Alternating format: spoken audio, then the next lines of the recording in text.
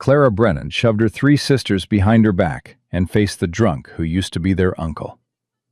Inside the Silver Dollar Saloon, men were counting money, placing bids, not on horses, on her sisters. 12-year-old Lily had stopped breathing between sobs. Josie's hand found the kitchen knife hidden in her skirt. Emma crushed her sketchbook against her chest, like it could stop bullets. Uncle Warren had sold them to cover a poker debt. The auction started in 90 seconds. If you're watching from anywhere in the world, drop your city in the comments. I want to see how far this story reaches. Subscribe and stay until the end, because what happens next will shatter you and rebuild you from the ashes. Clara's back hit the saloon wall hard enough to rattle her teeth. "You listen to me, girl." Warren Brennan's whiskey breath washed over her face. "You walk in there quiet. You smile. You don't make trouble." Clara didn't blink. Or what?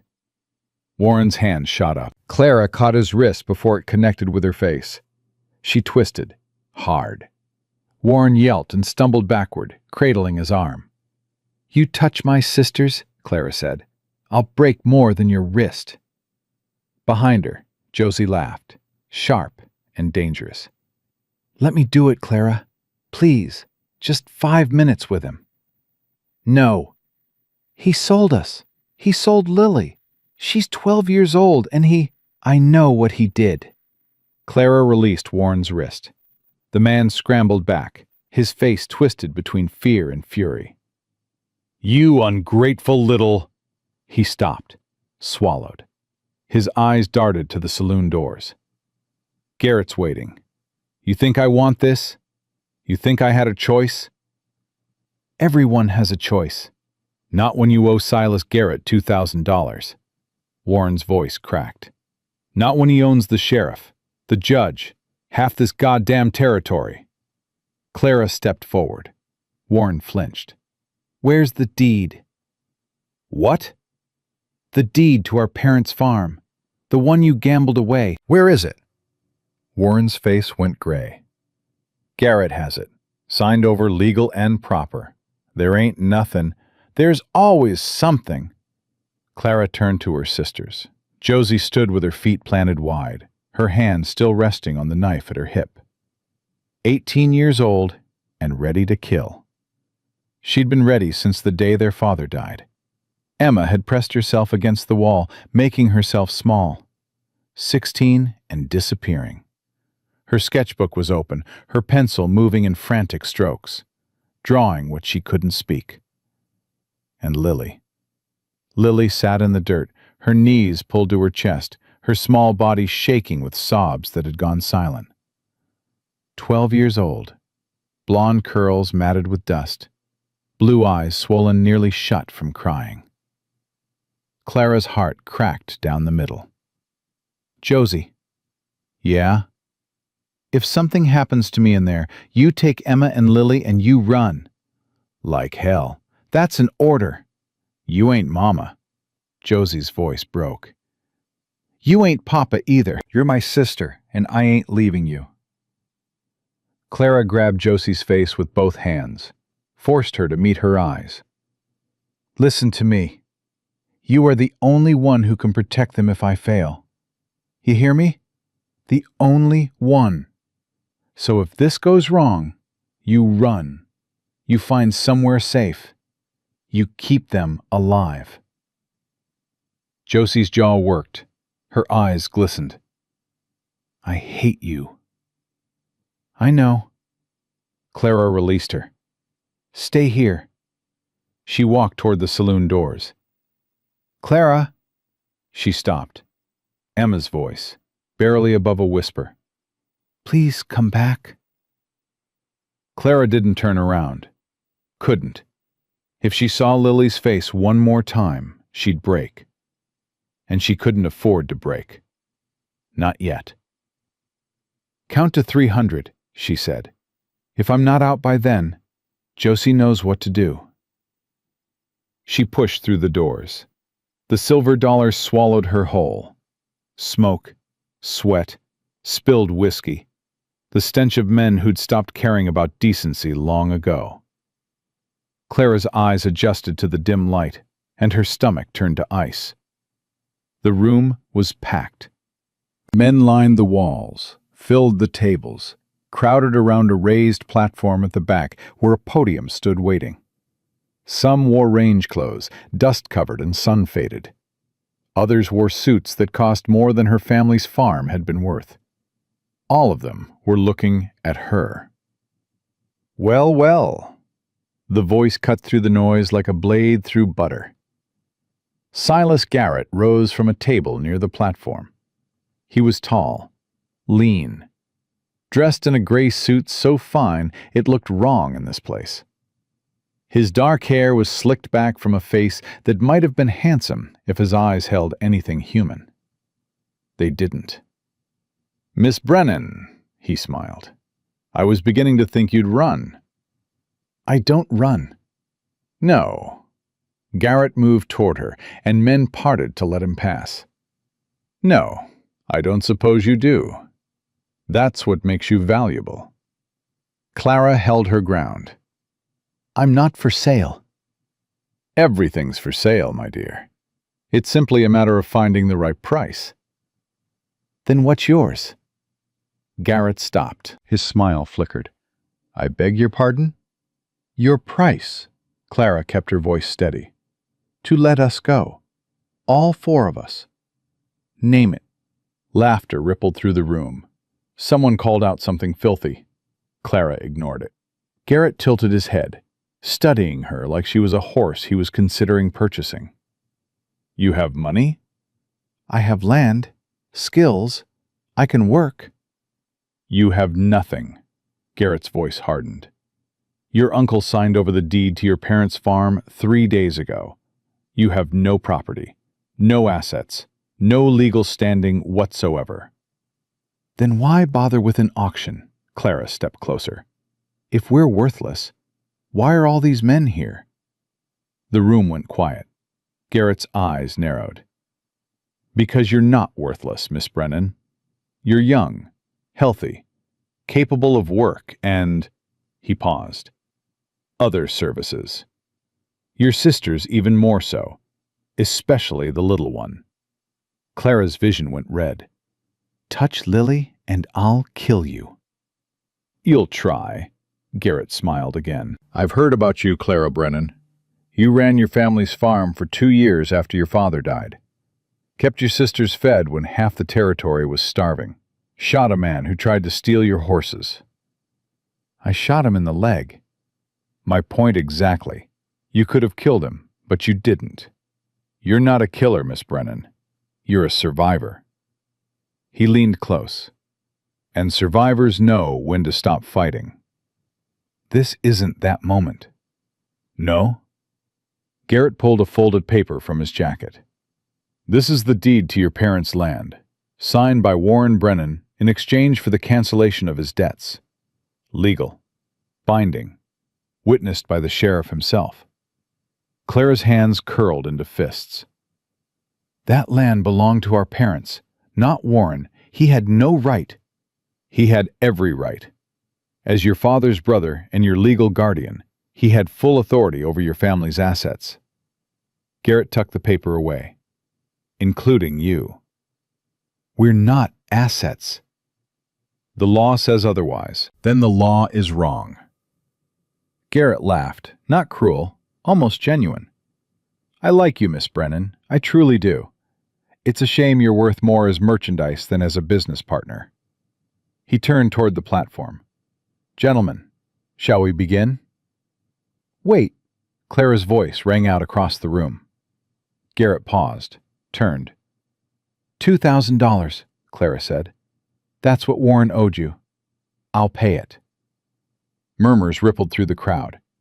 Garrett raised an eyebrow. "With what?" "Give me 6 months. I'll work. All 4 of us will work. We'll pay back every cent." "And if you can't?" "Then you get what you want anyway. But at least we'll have tried."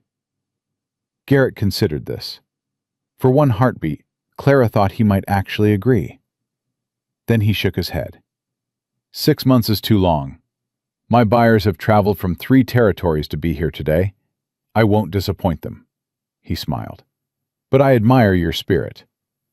Tell you what, I'll start the bidding for you last. Give you a chance to watch your sisters go first. See exactly what kind of men will be owning them." Clara lunged. 2 men caught her before she got 3 steps. They wrenched her arms behind her back, forced her to her knees. She struggled, screamed, bit one of them hard enough to draw blood. It didn't matter. "Bring in the others," Garrett said calmly. "Let's start with the youngest." The doors opened. Warren stumbled in, dragging Lily by the arm. Josie came next, held by 2 men twice her size. Emma walked on her own, her face blank, her eyes dead. They'd been caught. Clara's heart stopped. "No." Her voice came out broken. "No, please, not them. Take me. Do whatever you want with me. Just let them go." Garrett crouched in front of her. His voice was soft, almost kind. "You still don't understand, do you? I don't want just you, Clara. I want all 4 of you. The complete set." He reached out, tucked a strand of hair behind her ear. "You're worth more together than apart." Clara spat in his face. Garrett wiped his cheeks slowly. The kindness vanished. "Put her with the others. We'll sell the youngest first." They dragged her to where her sisters huddled together. Lily threw herself into Clara's arms, sobbing. Josie's face was a mask of fury and helplessness. Emma stared at nothing. "I'm sorry," Clara whispered. "I'm so sorry. I tried." "Shh." Josie's hand found hers.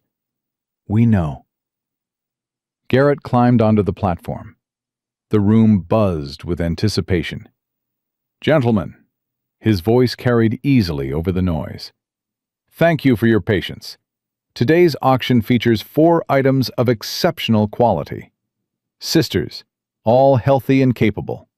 Perfect for domestic service, farm work, or—" He paused meaningfully. "Personal companionship." Laughter. Crude comments. Men elbowing each other. Clara wanted to vomit. "We'll start with the youngest. Lily Brennan, 12 years old. Small, but healthy. Trainable." 2 men yanked Lily from Clara's arms. "No!" Clara fought against the hands holding her. "No, don't touch her.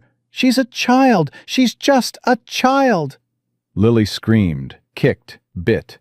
They dragged her toward the platform anyway. "Opening bid," Garrett announced. $200. A man in a black hat raised his hand. 200. 250. 300. 350 from the gentleman in the back.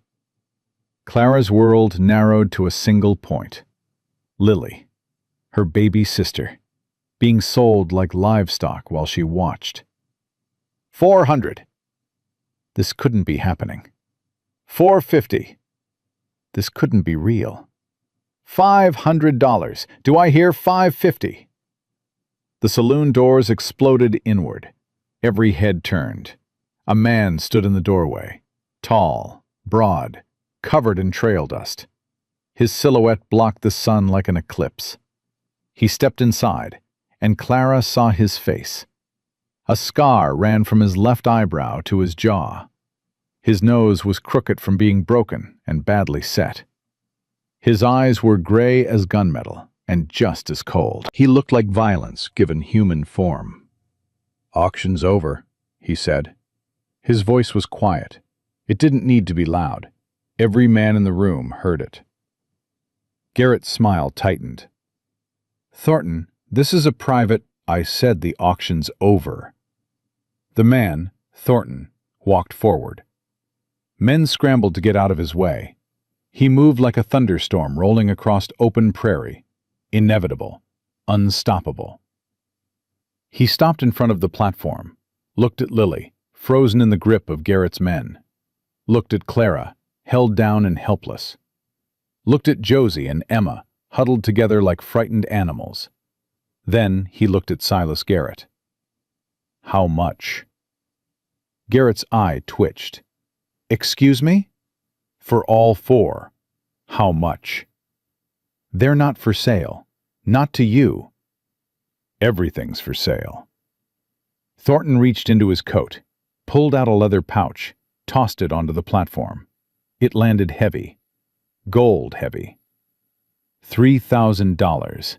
That's more than these vultures would pay combined. Thornton's hand dropped to the gun at his hip.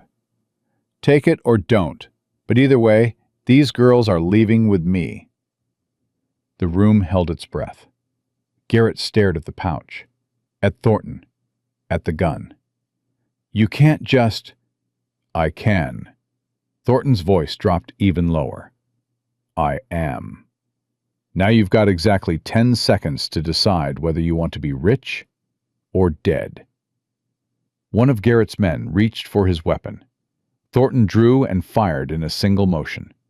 The bullet punched through the man's hand. He screamed and dropped, clutching the bloody mess. Nobody else moved. Thornton holstered his gun. His expression hadn't changed. 9 seconds. Garrett's face had gone pale. This isn't over, Thornton. 8. You think you can just... 7. Garrett grabbed the pouch. Fine. His voice shook with rage. Take them. But mark my words, this isn't over. Not by a long shot. It's over enough. Thornton turned to Clara. Get your sisters. We're leaving. Clara stared at him. This stranger who'd just bought them like cattle, who'd shot a man without blinking, who was now offering freedom, or perhaps just a different cage. Why? Does it matter? Yes. Something shifted in Thornton's gray eyes, something almost human. Because I've seen what happens to girls who get sold in places like this, and I'm tired of seeing it. He held out his hand. You coming or not?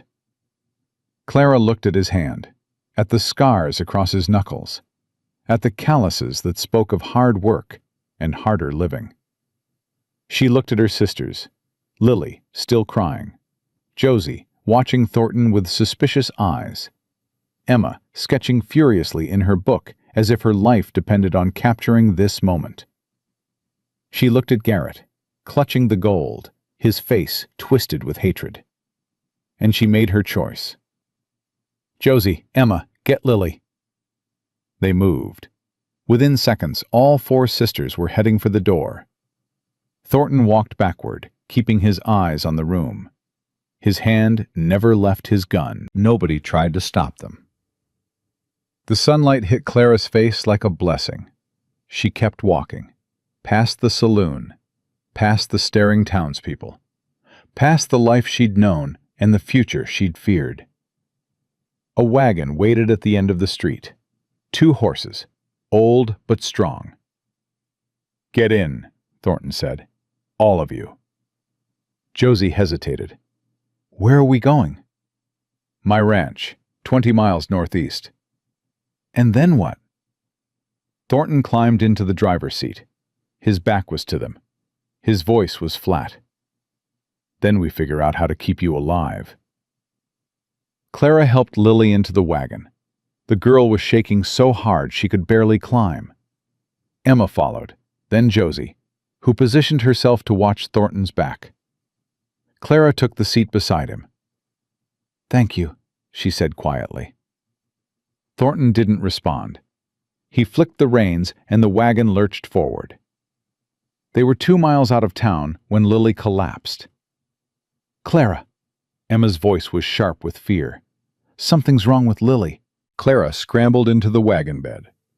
Lily lay crumpled against the side, her face flushed, her breath coming in shallow gasps. Clara pressed her hand to Lily's forehead. Burning. She's got a fever. Clara's voice cracked. A bad one. She was fine this morning. How? Shock. Thornton's voice cut through her panic. Heat. Fear. Her body shutting down. What do we do? Thornton whipped the horses harder. The wagon picked up speed. We ride. That's not an answer. It's the only one I've got. Clara pulled Lily into her lap. The girl's eyes were closed now. Her breathing was getting worse. Don't you dare, Clara whispered. Don't you dare leave me, Lily. You hear me? You stay. You fight. That's what Brennan girls do.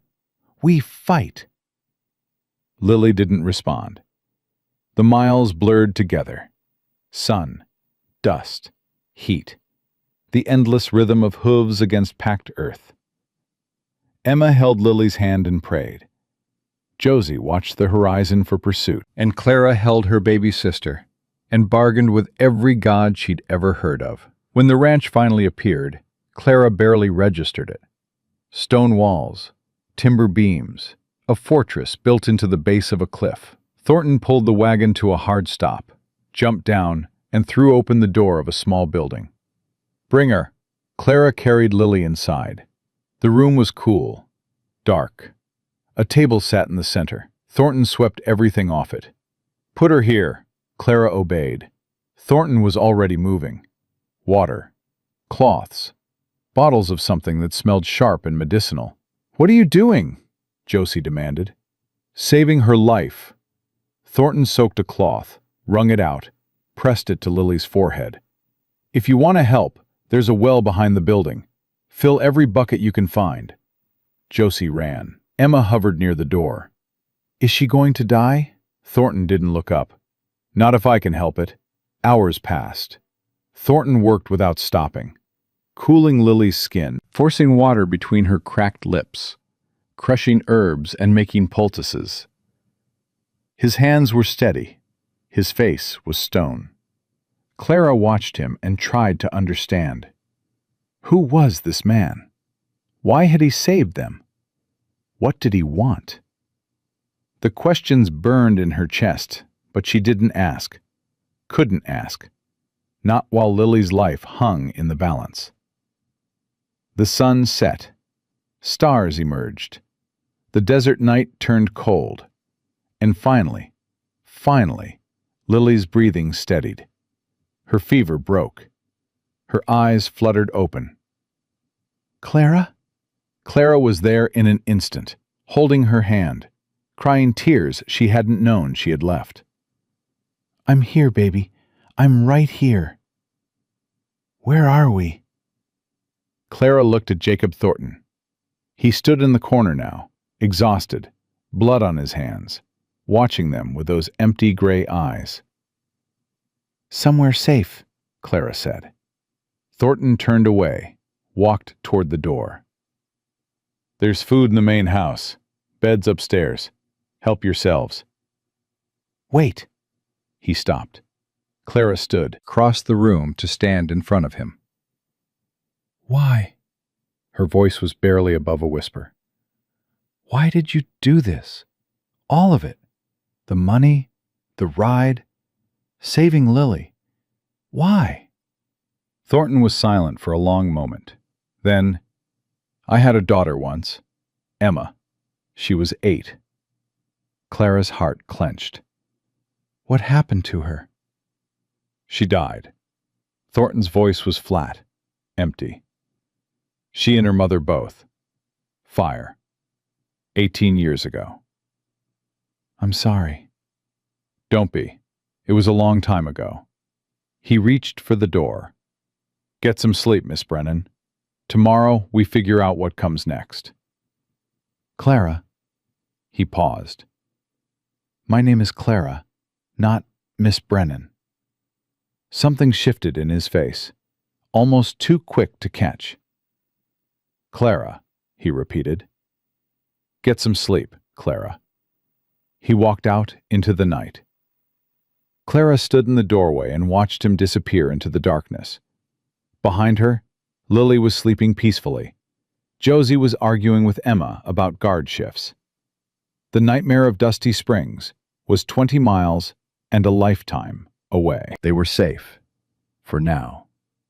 But as Clara watched the shadow swallow Jacob Thornton whole, she couldn't shake the feeling that their story was just beginning, and that the hardest parts were still to come. Clara woke to the smell of coffee and the sound of her sisters arguing. She sat up fast, her hand reaching for a weapon that wasn't there. The unfamiliar room registered slowly. Stone walls, wooden beams, sunlight streaming through a small window. Thornton Ridge. They were at Thornton Ridge. The memories crashed back. The auction, the gunshot, Lily's fever. Jacob Thornton's gray eyes telling her his daughter died 18 years ago. She was still wearing yesterday's dress. Her boots were caked with dust. Her whole body ached like she'd been thrown from a horse. But she was alive. Her sisters were alive. That was enough.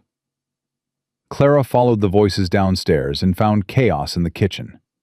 Josie stood at the stove, poking at something in a pan with a wooden spoon. Smoke rose from whatever she was attempting to cook. Emma sat at the table with her sketchbook, drawing with intense concentration. And Lily was there too, pale but upright, wrapped in a blanket that dwarfed her small frame. "You're up." Josie didn't turn around.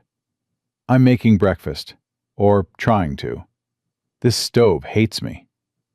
"The stove doesn't hate you." Emma's pencil scratched across paper. "You just don't know how to cook." "I know how to cook." "Burning things isn't cooking." "It's not burned, it's crispy." "It's on fire, Josie." Josie looked down. Flames licked up from the pan. "Damn it." She grabbed the pan and threw it into the sink. Water hissed. Smoke billowed. Clara crossed the room and opened a window before they all choked.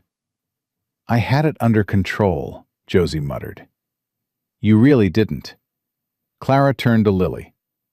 "How do you feel?" "Better."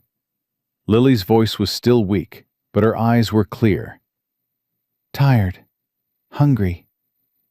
"We're working on the hungry part," Josie said. "Or we were before the stove betrayed me." Clara examined the kitchen. Clean, well-stocked, better equipped than their old farmhouse had ever been. "Where's Thornton?" "Don't know," Josie shrugged. "Haven't seen him since last night. There's a note on the table."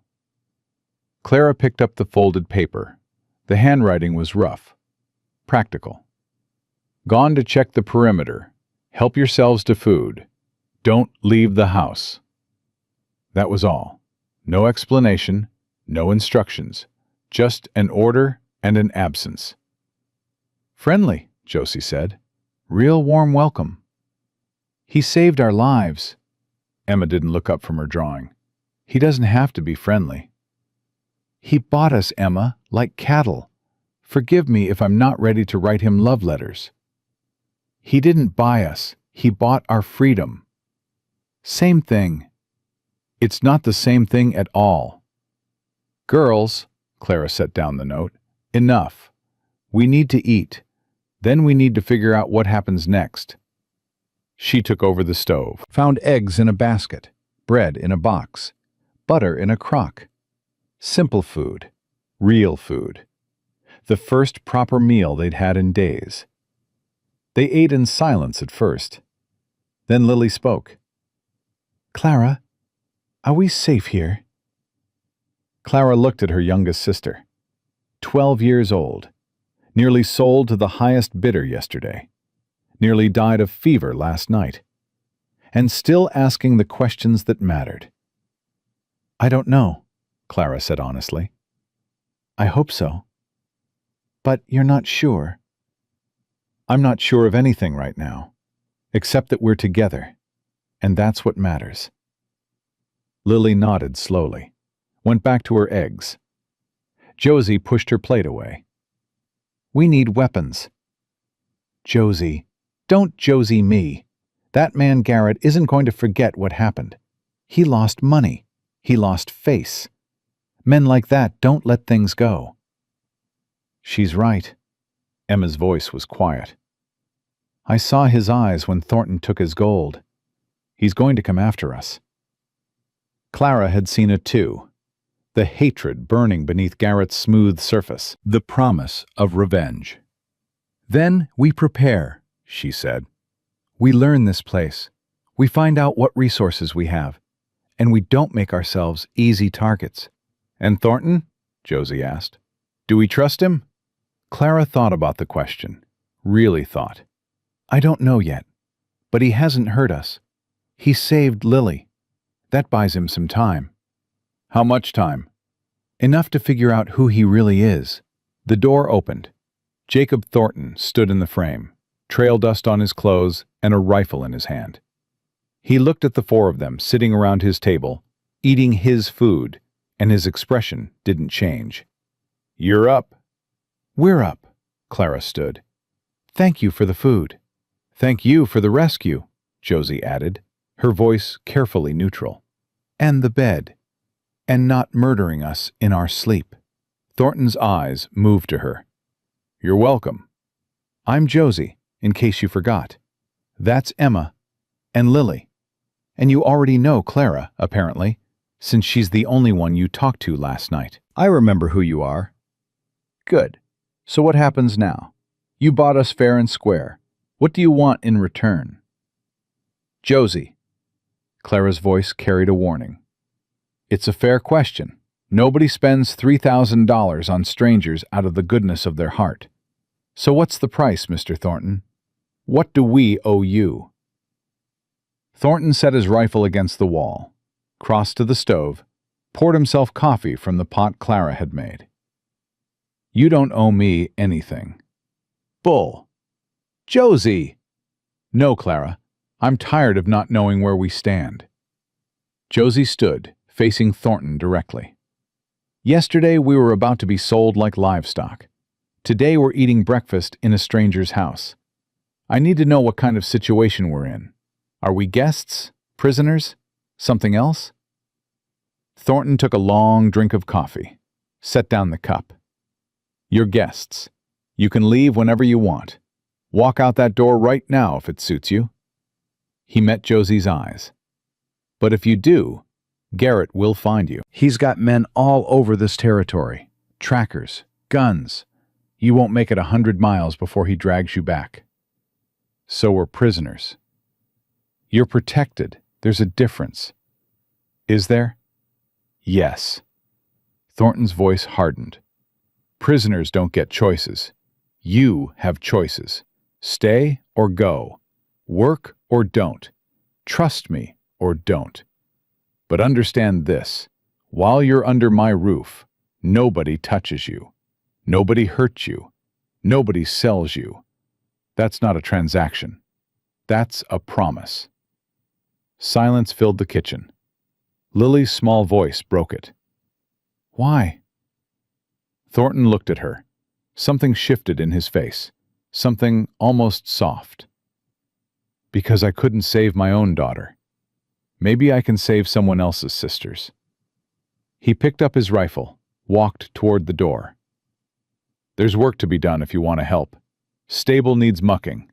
Garden needs tending. Fences need mending. Or you can rest. Your choice." He was gone before anyone could respond. Josie let out a long breath. "Well, that was something." "He's telling the truth," Emma closed her sketchbook.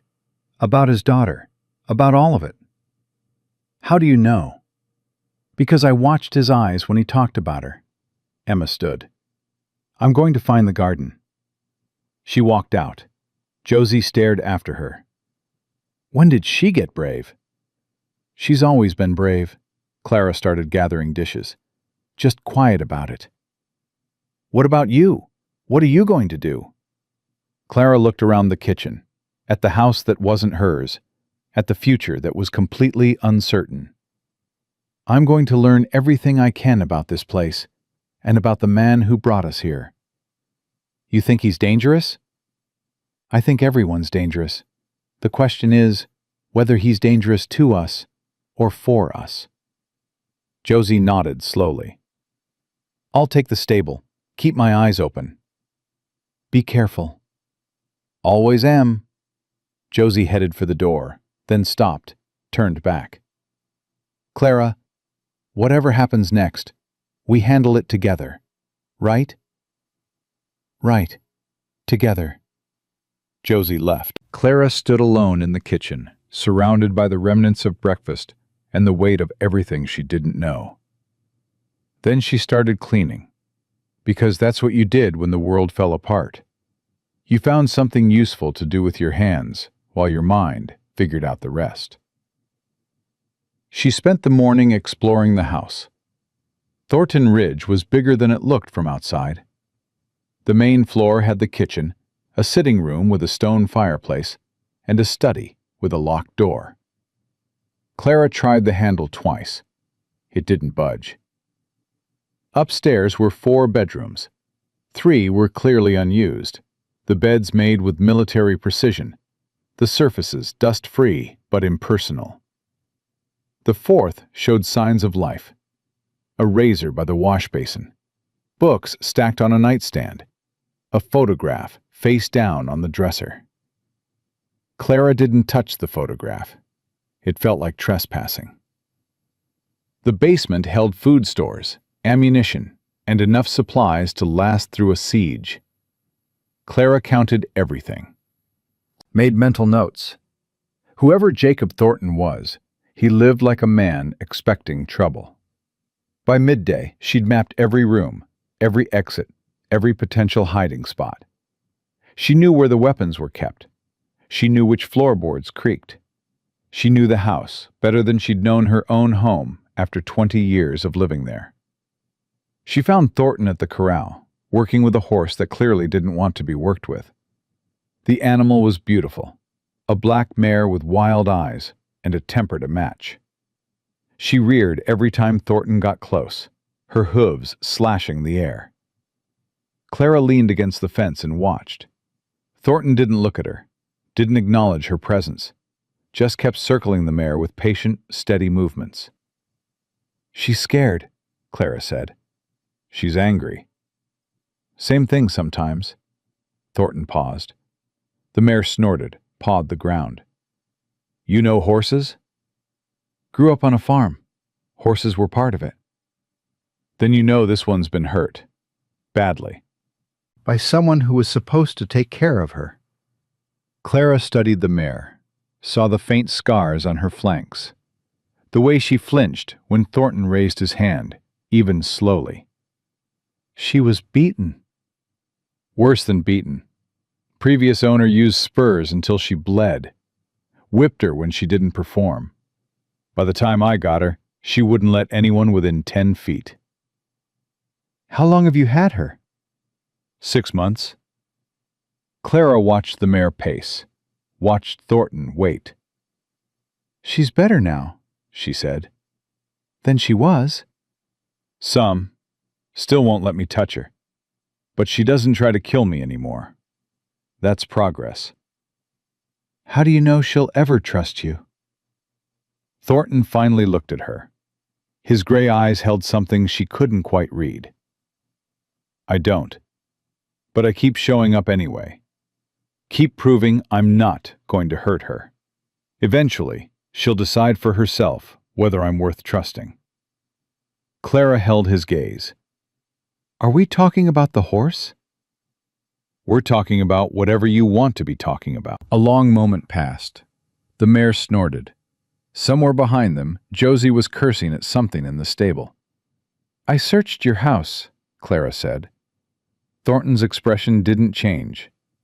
"I know." "You're not angry?" "Would being angry change anything?" "Most men would be." "I'm not most men." He turned back to the mare. "Did you find what you were looking for?" "I don't know what I'm looking for." "Then you probably didn't find it." Clara almost smiled. Almost. "Your study door is locked." "Yes." "What's in there?" "Private things." "That's not an answer." "It's the only one you're getting." Thornton's voice was calm, final. "You want to know who I am? Fine. Ask questions. I'll answer what I can." But some things stay mine, just like some things stay yours. What things stay mine? Whatever you don't want to tell me. Your past, your pain, your plans. He shrugged. I'm not going to dig. You shouldn't either. Clara considered this. It was fair. More than fair, actually. Can I ask about your daughter? Thornton went still. The mayor, sensing something, went still too. You can ask. What was her name? Annie. That's a beautiful name. She was a beautiful child. Thornton's voice was steady, but something underneath it trembled. Smart. Curious. Couldn't stop asking questions about everything. Used to follow me around the ranch, wanting to know how everything worked. How old was she? 8, when she died. And your wife? Martha. She was 32. Thornton's hand clenched on the rope he was holding. They died together, in a fire. Raiders hit our homestead while I was in town. By the time I got back, there was nothing left but ash. Clara's chest tightened.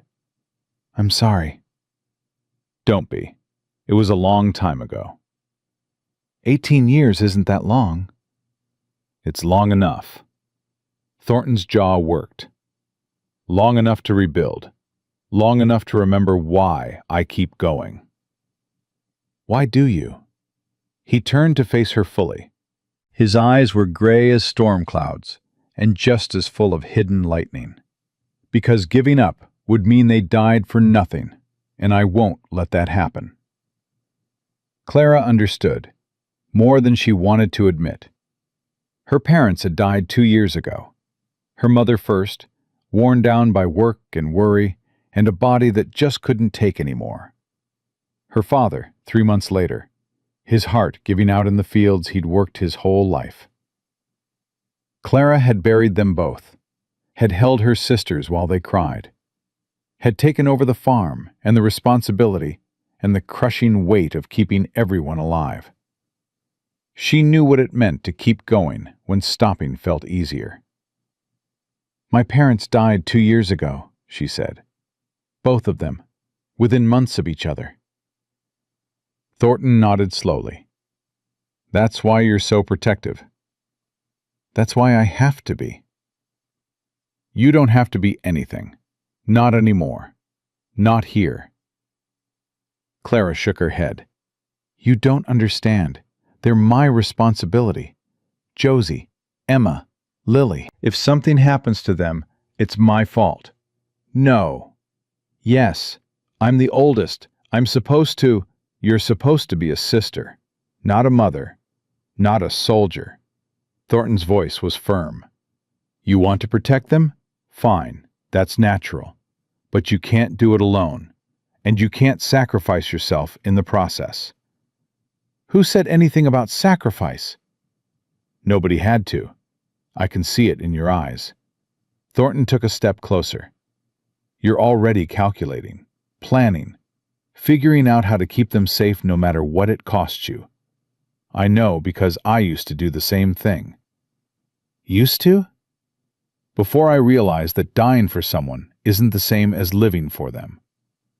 The words hit Clara harder than she expected.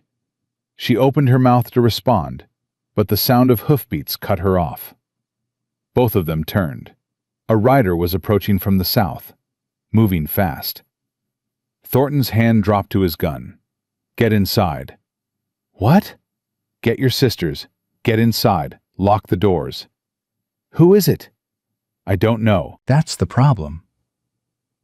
Clara didn't argue. She ran for the stable, found Josie elbow deep in horse muck, grabbed her arm. Inside, now. What's happening? Someone's coming. They found Emma in the garden, Lily sitting beside her in the shade. Clara gathered them all, herded them toward the house. What's wrong? Lily's voice was high with fear. Clara, what's wrong? Nothing. Probably nothing. Just being careful. They reached the porch just as the rider came into view. Not one of Garrett's men. Clara could see that immediately. This rider was older, weathered, sitting his horse with the ease of someone who'd spent 50 years in the saddle. Thornton stood in the yard, his hand still on his gun. "Thornton!" The rider pulled up, raising both hands to show they were empty. "Easy now. It's just me." Thornton relaxed, slightly. "Ezra, what brings you out?" The rider, Ezra, dismounted slowly. He was in his 60s, Clara guessed. Lean and tough, with a face like worn leather and eyes that missed nothing. "Trouble brings me out." Ezra glanced at the porch, at Clara and her sisters. "I see the rumors are true." "What rumors?" "That you bought 4 girls out of Silas Garrett's auction yesterday. That you shot one of his men doing it. That you rode out of Dusty Springs like the devil himself was chasing you." Thornton's jaw tightened. "Word travels fast." "Word always travels fast when it involves you and Garrett." Ezra tied his horse to the fence post. "Can we talk? In private?" Thornton looked at Clara, at her sisters. "Go inside. I'll be there soon." Clara hesitated. Every instinct screamed at her to stay, to listen, to know what was happening. But Thornton's eyes held a warning, not a threat, a warning. "Come on." She shepherded her sisters inside. "Let's give them space." They gathered in the kitchen. Josie immediately moved to the window. "I can't hear what they're saying." "That's probably the point. Don't you want to know?" "Of course I want to know, but he'll tell us if it's important." "Will he? We just met the man, Clara. We don't know anything about him." "We know he saved our lives." "We know he paid money for us. That's not the same as saving." Emma spoke from the corner. "He saved Lily. That was real." "Emma." "I watched him do it. He worked for hours. He didn't stop until she was breathing right again." Emma's voice was quiet but certain. "That wasn't about money. That was about caring." Josie fell silent. Lily curled up on a chair, her knees pulled to her chest. "I'm scared." Clara crossed to her, knelt down, took her hands. "I know, baby. I'm scared too." "You are?" "Of course. But being scared doesn't mean we give up. It means we're paying attention." "What if that man, Garrett, comes for us?" "Then we deal with it." "How?" Clara didn't have an answer. Not a real one. The door opened. Thornton stepped inside, Ezra behind him. Both men looked grim. "Girls," Thornton said, "this is Ezra Dawson. He owns the ranch east of here. He's a friend." Ezra tipped his hat. "Ladies?" "What's happening?" Clara stood. "What did you need to discuss privately?" Thornton and Ezra exchanged a look. "Tell them," Ezra said. "They deserve to know." Thornton's jaw worked. Then he nodded. "Garrett's putting a bounty on you. All 4 of you. $1,000 for information leading to your recovery." Clara's blood went cold. "Recovery?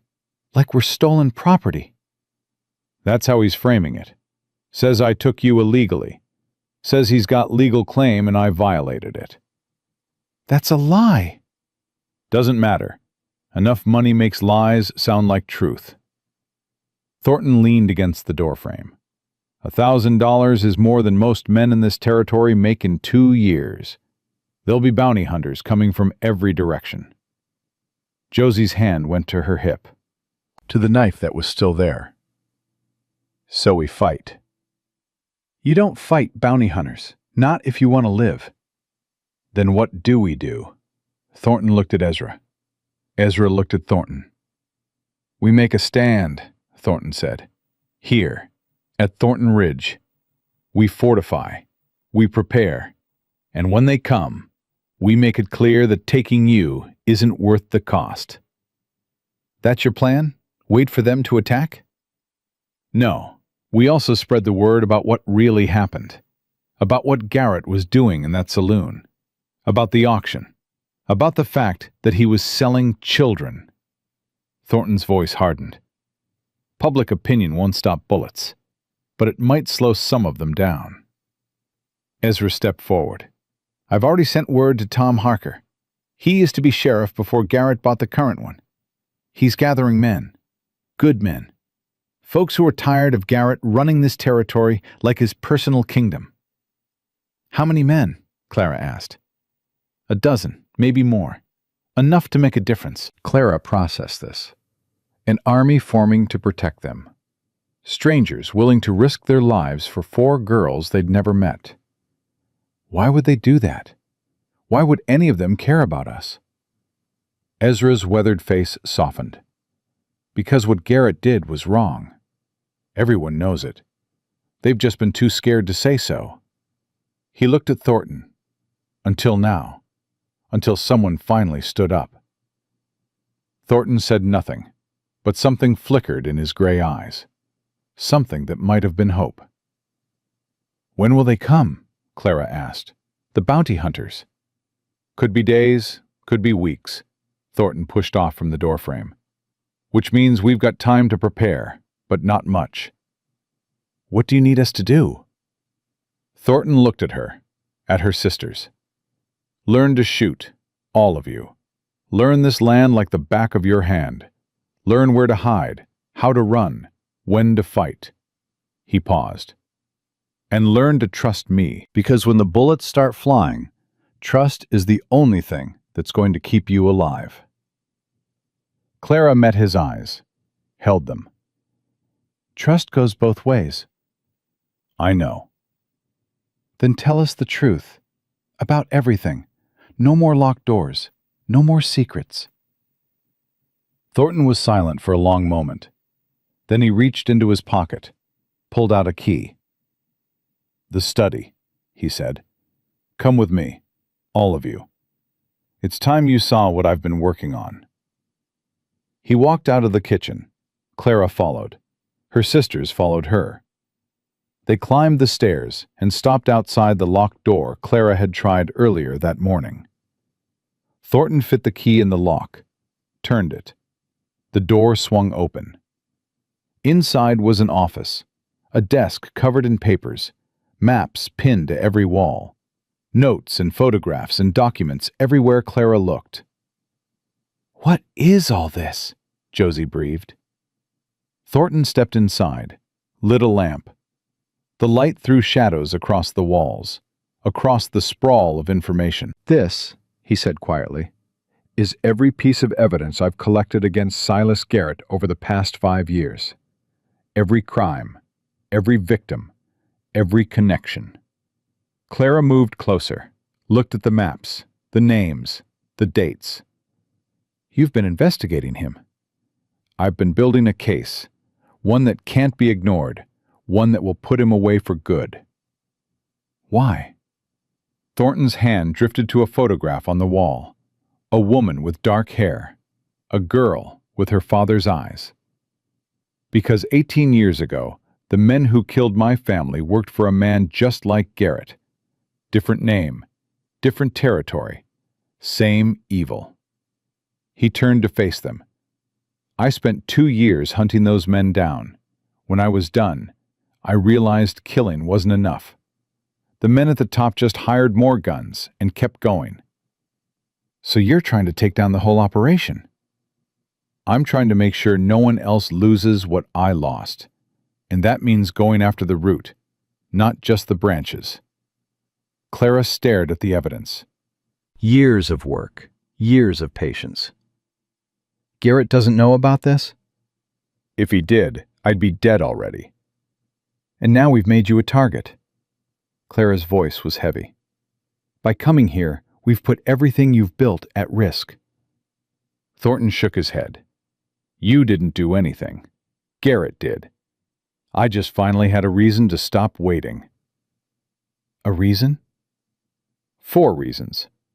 He looked at each of them in turn. 4 girls who deserved better than what that saloon was going to give them. 4 lives worth risking everything for. Lily stepped forward, small and pale and still shaky from yesterday's fever. You really mean that? We're worth risking your life? Thornton knelt so he was at her eye level. When I saw you in that saloon, saw what they were about to do, I thought about Annie, about what I would have wanted someone to do if she'd been in your place. His voice roughened. So yes, Lily, you're worth it. All of you are. Lily threw her arms around his neck. Thornton froze. For a moment, he looked like he'd forgotten what human contact felt like. Then, slowly, his arms came up. He hugged her back. Clara watched her baby sister embrace the scarred stranger who'd bought them out of hell. Watched Emma crying silently in the doorway. Watched Josie's hard expression finally crack. And she made a decision. Tell us everything, she said. Everything you know about Garrett. Everything you've learned. We're not just going to hide here and wait for him to come. We're going to help you take him down. Thornton looked up, met her eyes. You sure about that? Once you're in, there's no going back. We've been in since the moment he put us on that auction block. Clara's voice was steel. Now we're going to make him regret it. Thornton stood. Lily still clung to him, and he let her. All right, then. He gestured to the maps, the documents, the years of gathered evidence. Let's get to work. The days that followed blurred together in a rhythm of preparation and watchfulness. Clara learned to shoot first. Not because she didn't already know how, but because Thornton's methods were different, precise, deadly in a way her father's gentle instruction had never been. You're aiming for the center, Thornton said on the 3rd morning. Stop. Clara lowered her rifle. Center mass, that's what my father taught me. Your father taught you to hunt. I'm teaching you to survive. Thornton moved behind her, adjusted her stance with impersonal efficiency. Hunting means 1 shot, 1 kill, clean, quick. Fighting means chaos, means men shooting back, means you might only get 1 chance before someone takes yours. So, where do I aim? Depends on what you want. I want to stop them. Stop or kill? Clara hesitated. The question sat heavy in her chest. I don't know. Figure it out before the bullets start flying. Hesitation gets people dead. Thornton stepped back. Again. And this time, picture someone you hate holding that rifle pointed at Lily. Clara raised the weapon, sighted down the barrel. She thought about Garrett, about the way he'd smiled while announcing the opening bid for her baby sister, about the men in that saloon, measuring her sisters like livestock. She fired. The bullet punched through the target's head. Better, Thornton said. Again. Josie took to shooting like she'd been born with a gun in her hand. Within 2 days, she was hitting targets at distances that made even Thornton raise an eyebrow. You've done this before, he said. Papa taught me. Josie reloaded with practiced ease. Said a girl alone on the frontier needed to know how to defend herself. He was right. He was paranoid. Turns out paranoid was smart. Emma struggled more. Her hands shook every time she held a weapon. Her shots went wide more often than not. After the 5th missed target in a row, she threw the rifle down and walked away. Clara found her in the garden an hour later, her hands buried in soil, tears streaming down her face. I can't do it. Emma's voice was raw. I try to aim, and all I see is blood. All I think about is killing someone, taking a life. I can't. Clara knelt beside her. You don't have to. But Thornton said we need to be ready. There's more than one way to be ready. Emma looked up. Like what? Like this. Clara gestured at the garden. At the rows of vegetables Emma had coaxed from the dry soil in just a few days. Food is survival too. Medicine. Knowledge. Not everyone has to hold a gun. Josie thinks I'm weak. Josie thinks anyone who isn't ready to fight is weak. She's wrong. Clara took her sister's dirt-stained hands. You're the one who kept us human during the worst of it. When Mama died, when Papa followed, when Uncle Warren drank himself into debt. You were the one who remembered birthdays, who picked wildflowers, who kept drawing even when there was nothing beautiful left to draw. Emma's tears fell faster. That's not strength. It's the only strength that matters. Clara pulled her into a hug. We need fighters, but we also need people worth fighting for. That's you, Emma. That's always been you. They stayed like that until Emma's tears dried, until the sun started its descent toward the horizon, until Lily's voice called them for dinner. Lily was the surprise. Too young to handle a rifle, too weak still from the fever that had nearly killed her, she found her own way to contribute. She watched. Everything, every one, every detail that others missed. Mr. Thornton limps when he thinks no one's looking, she told Clara on the fourth night. His left leg. And he touches that scar on his face when he's thinking hard about something.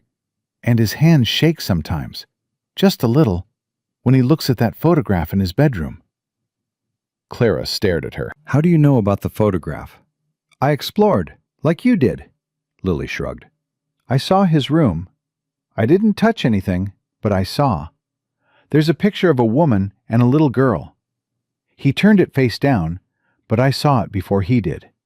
You shouldn't spy on people. I'm not spying, I'm paying attention. Lily's blue eyes were too old for her 12 years. That's different. Clara couldn't argue.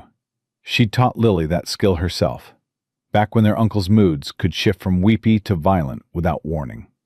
Back when knowing what was coming meant the difference between safety and bruises. What else have you noticed? Lily thought for a moment.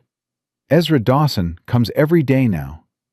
He and Mr. Thornton talk in the study with the door closed. I can't hear what they say, but when they come out, Mr. Thornton looks worried, and Mr. Dawson looks scared. Scared of what? I don't know, but whatever it is, it's getting closer. That night, Clara waited until her sisters were asleep before making her way downstairs. Thornton sat at the kitchen table, a lamp burning low, papers spread before him. He didn't look up when she entered. You should be resting. So should you. Clara pulled out a chair, sat across from him. What's happening? What aren't you telling us? Thornton's jaw tightened. For a moment, she thought he wouldn't answer. Then he pushed a piece of paper across the table. A wanted poster, 4 faces sketched in rough detail. Clara recognized herself, her sisters. Wanted for theft and conspiracy, it read. $1,000 reward each. Return to Silas Garrett for payment. Theft, Clara said flatly. We're thieves now. According to Garrett, you stole yourselves. Property fleeing its rightful owner. That's insane.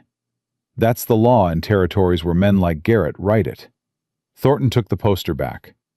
These went up in every town within 100 miles. Ezra's been tearing them down where he can, but they keep appearing. So everyone in the territory is looking for us? Everyone who wants easy money, which is most people. Clara absorbed this. $4,000 total. A fortune in a land where most folks scraped by on pennies. What do we do? We do what we've been doing. We prepare. We wait. And we hope Tom Harker gets here with reinforcements before the bounty hunters do. Hope isn't a strategy. No, but sometimes it's all we've got. Clara studied his face in the lamplight. The scar, the broken nose, the eyes that held too much history. Tell me about her, she said quietly. Your wife." Thornton went still. "Why?" "Because we're about to risk our lives together. Because I want to know who you were before all this." She paused. "Because you know everything about us, and we know almost nothing about you." A long silence stretched between them. Then Thornton spoke. Martha was a schoolteacher, came west from St. Louis to bring education to frontier children. Everyone said she was crazy, that a woman like her wouldn't last a month. A ghost of a smile crossed his face. She lasted 15 years, taught half the territory to read. "How did you meet?" "She needed someone to build a schoolhouse. I needed a reason to stop running from my past." Thornton's hands curled around his coffee cup. "We built the school together, got married in it, had Annie in the room where Martha talked mathematics." Annie. Clara remembered the name from before. "Your daughter." "My everything." Thornton's voice roughened. "She had Martha's eyes and my stubbornness. Used to follow me around asking 100 questions about every horse, every fence post, every cloud in the sky." "What happened the day they died?" Thornton was quiet for so long, Clara thought he wouldn't answer. "I went to town for lumber, was going to build an addition to the house, a library for Martha's books." His hands began to shake, just slightly. "I told them I'd be back by supper, kissed Annie goodbye, told Martha I loved her." He stopped, swallowed hard. "Raiders came at noon. Men I'd turned away from buying horses the week before. They were angry, drunk, looking to make a statement." His voice dropped to barely a whisper. "They made one." Clara's chest ached. "It wasn't your fault." "I know." "Do you?" Thornton looked at her, really looked, and in his gray eyes she saw 18 years of guilt that no amount of knowing could erase. "I know it wasn't my fault. That doesn't mean I don't blame myself." He set down his cup. "I've made peace with what happened, as much as anyone can.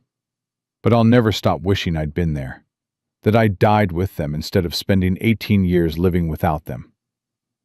"Is that why you saved us? To die?" "I saved you to live." Thornton's voice hardened. "To prove that all those years meant something. That I could protect someone, even if I couldn't protect them." Clara reached across the table, touched his hand. He flinched, like he'd forgotten what human contact felt like. "You're not dying for us," she said. "You hear me? We're going to survive this. All of us. Together."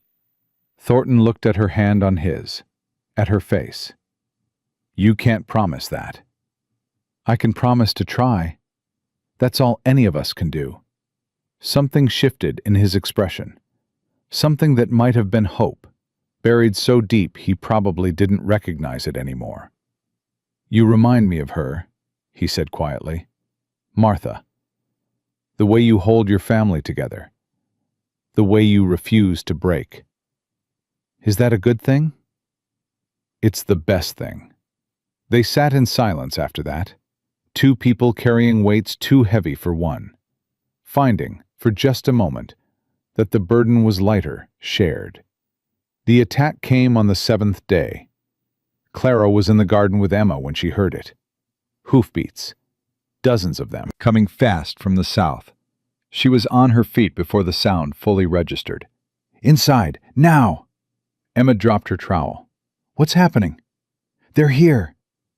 They ran. Josie met them at the door, rifle already in hand. "I count 12 riders, maybe more." "Where's Lily?" "Upstairs. I told her to hide." "Where's Thornton?" "Don't know. He rode out early to check the fence line." Clara's blood went cold. Thornton was gone. They were alone.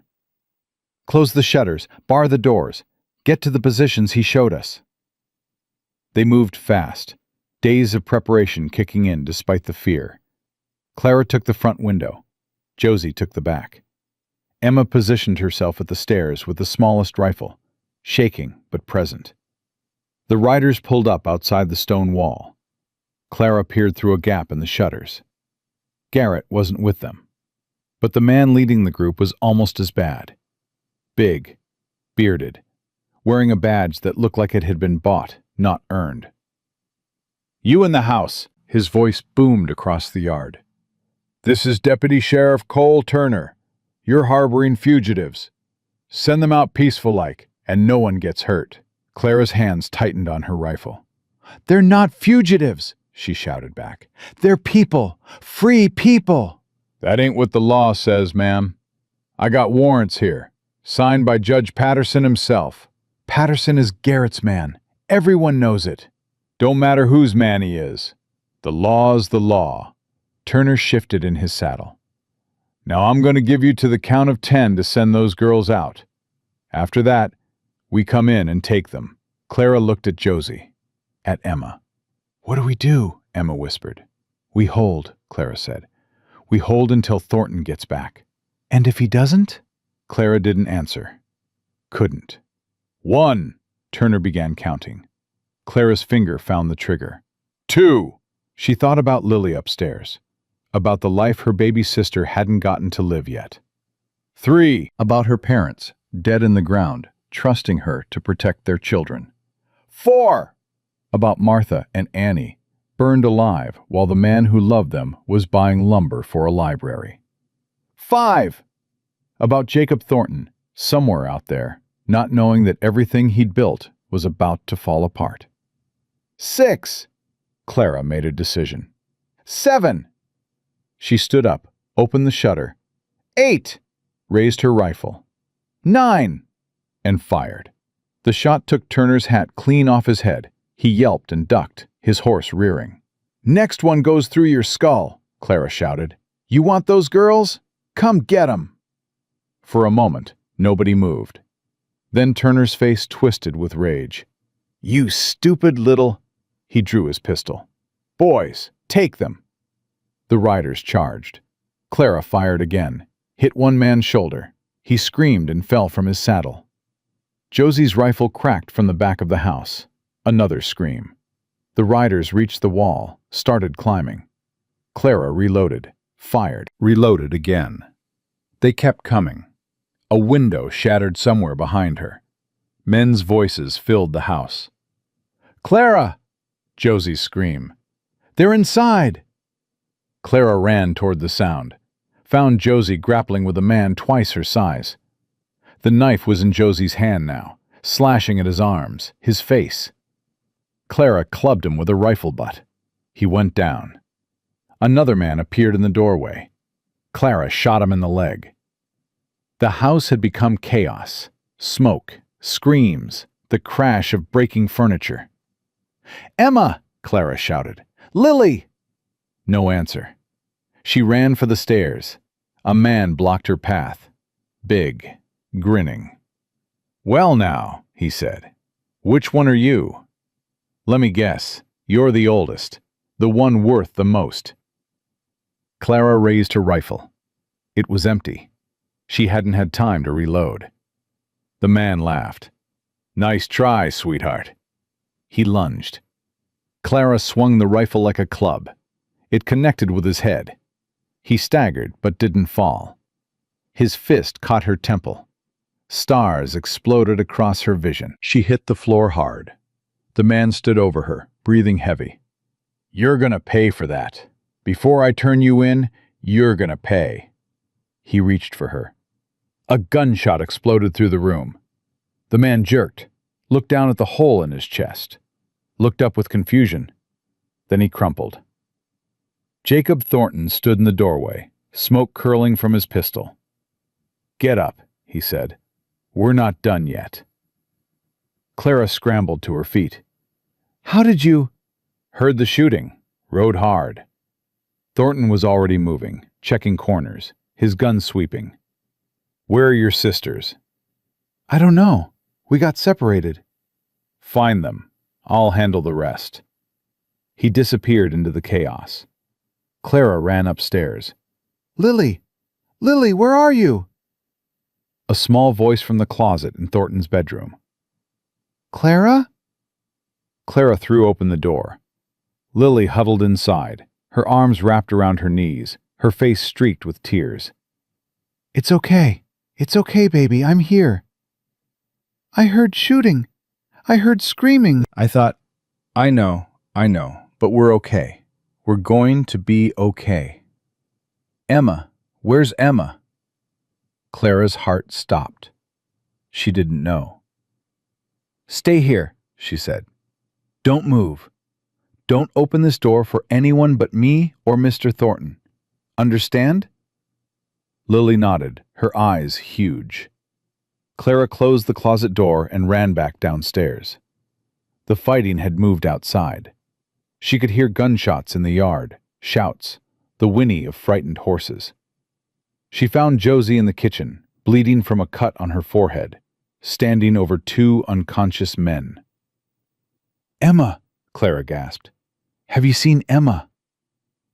Josie's face went white. They searched together, room by room, calling her name. They found her in the study. She was pressed against the wall, a man's hand around her throat, his pistol against her temple. Drop the guns, he said calmly, both of you, or I paint the wall with her brains. Clara's rifle clattered to the floor. Josie's followed. The man smiled. Smart girls. Now, here's what's going to happen. You're going to walk out that door, nice and quiet. You're going to get on the horses waiting outside, and you're going to ride back to Dusty Springs where you belong. Let her go, Clara said. Take me instead. I'm worth more. You're all worth the same to me. Dead or alive, the bounty pays. His grip tightened on Emma's throat. But alive is easier, so let's do this the easy way. Emma's eyes met Clara's. In them, Clara saw fear, and something else. Determination. Emma's hand moved, slowly, toward the knife on Thornton's desk. Don't even think about it, the man growled. He'd seen the movement. Emma froze. Smart. Now move, all of you, toward the door. Clara took a step. Emma took a breath. And then everything happened at once. Emma grabbed the knife and plunged it into the man's arm. He howled and released her, his gun swinging toward her face. Clara dove for her fallen rifle. Josie tackled the man from behind. The gun went off. The bullet buried itself in the ceiling. Clara got her hands on the rifle, swung it up. The man threw Josie off, raised his pistol again. Clara fired. The shot caught him in the chest. He stumbled backward, hit the wall, slid down it, leaving a red smear on the wood. His eyes found Clara's, held them for one endless moment. Then the light went out of them. Clara stood there, the rifle still raised, her whole body shaking. She'd killed a man. She'd taken a human life. Clara. Emma's voice, rough and scared. Clara, you saved me. Clara lowered the rifle, looked at her hands. They were trembling so badly she could barely keep her grip. I killed him. You saved me, Emma repeated. She crossed the room, wrapped her arms around Clara. You saved my life. Josie joined them. The three sisters held each other in the blood-stained study while the sounds of fighting faded outside. When they finally pulled apart, Thornton was standing in the doorway. His clothes were torn, his face was bloody, but he was alive. It's over, he said. They're retreating. Clara looked at the dead man on the floor, at her sisters, at the ranch that had become a battlefield. Is anyone else hurt? Ezra took a bullet to the shoulder. He'll live. 3 of their men dead, 5 more wounded. Thornton's eyes moved to the body, to the rifle in Clara's hands. You did what you had to do. I know. It doesn't feel like that right now. No. Clara's voice cracked. It doesn't. Thornton crossed the room, took the rifle from her hands, set it aside. Then he did something he'd never done before. He pulled her into his arms. Clara broke. All the fear, all the rage, all the guilt she'd been holding poured out in great heaving sobs. She cried into his chest while he held her, his hands stroking her hair, his voice murmuring words she couldn't hear but somehow understood. "You're okay," he said. "You're alive. Your sisters are alive. That's what matters. I killed him. You protected your family. There's no shame in that." Clara pulled back, looked up at him. His gray eyes were soft now, human. "How do you live with it?" she whispered. "The taking of life." Thornton was quiet for a moment. "You don't live with it. You carry it. Every life you take becomes part of you, and you learn to walk with that weight." He cupped her face in his rough hands. "But you don't carry it alone. Not anymore." Clara closed her eyes. When she opened them, her sisters were there. Josie, bleeding and fierce. Emma, shaking but standing. Lily, who'd somehow crept downstairs without anyone noticing. Her family. Whole. Alive. Because she'd been willing to do the unthinkable. "What happens now?" Josie asked. Thornton released Clara but stayed close. Close enough that she could feel his warmth. "Now we regroup. Tend the wounded. Bury the dead." His jaw hardened. "And then we take the fight to Garrett." Clara straightened, wiped her eyes. "When?" "Soon. Before he can gather more men. Before he knows we're coming." Clara looked at her sisters, at the man who'd become something more than a stranger. "Then let's get ready," she said. "Because this ends. One way or another. This ends." They buried 2 of Garrett's men at dawn, not because they deserved it, because leaving bodies to rot brought disease and drew scavengers. Thornton dug the graves himself, while Ezra sat on the porch with his shoulder bandaged, watching with eyes that had seen too many burials. Clara stood at the edge of the yard, her sisters clustered around her, and tried to feel something other than numb. "You shouldn't watch this," Josie said quietly. "I killed one of them. The least I can do is see him put in the ground." "Clara, don't." Clara's voice came out harder than she intended. "Don't tell me it was necessary. Don't tell me I did the right thing. I know all that. It doesn't help." Josie fell silent. Emma slipped her hand into Clara's, said nothing, just held on. Lily pressed against Clara's other side, her small body warm and alive and breathing. They stood together as Thornton finished his grim work, as he covered the graves without ceremony or prayer, as the sun rose higher and the desert heat began its daily punishment. When it was done, Thornton walked to where they stood. His clothes were covered in dirt, his face was haggard, but his eyes found Clara's with something like understanding. "First kill's always the hardest." "Does it get easier?" "No. You just get better at carrying it." He walked past them into the house. Clara watched him go and felt something shift in her chest, something that had been locked tight for years. She followed him inside. He was at the kitchen sink, washing the grave dirt from his hands. His movements were slow, mechanical, the movements of a man who'd done this too many times. "Jacob." He paused. It was the first time she'd used his given name. "I need to know something." Clara moved closer. "And I need you to tell me the truth." "Ask." "When you look at me, what do you see?" Thornton turned. Water dripped from his hands onto the floor. "What do you mean?" "You said I remind you of your wife. You saved us because you couldn't save them. You've been protecting us like we're replacements for what you lost." Clara held his gaze. "So I need to know. When you look at me, do you see Clara Brennan? Or do you see a ghost?"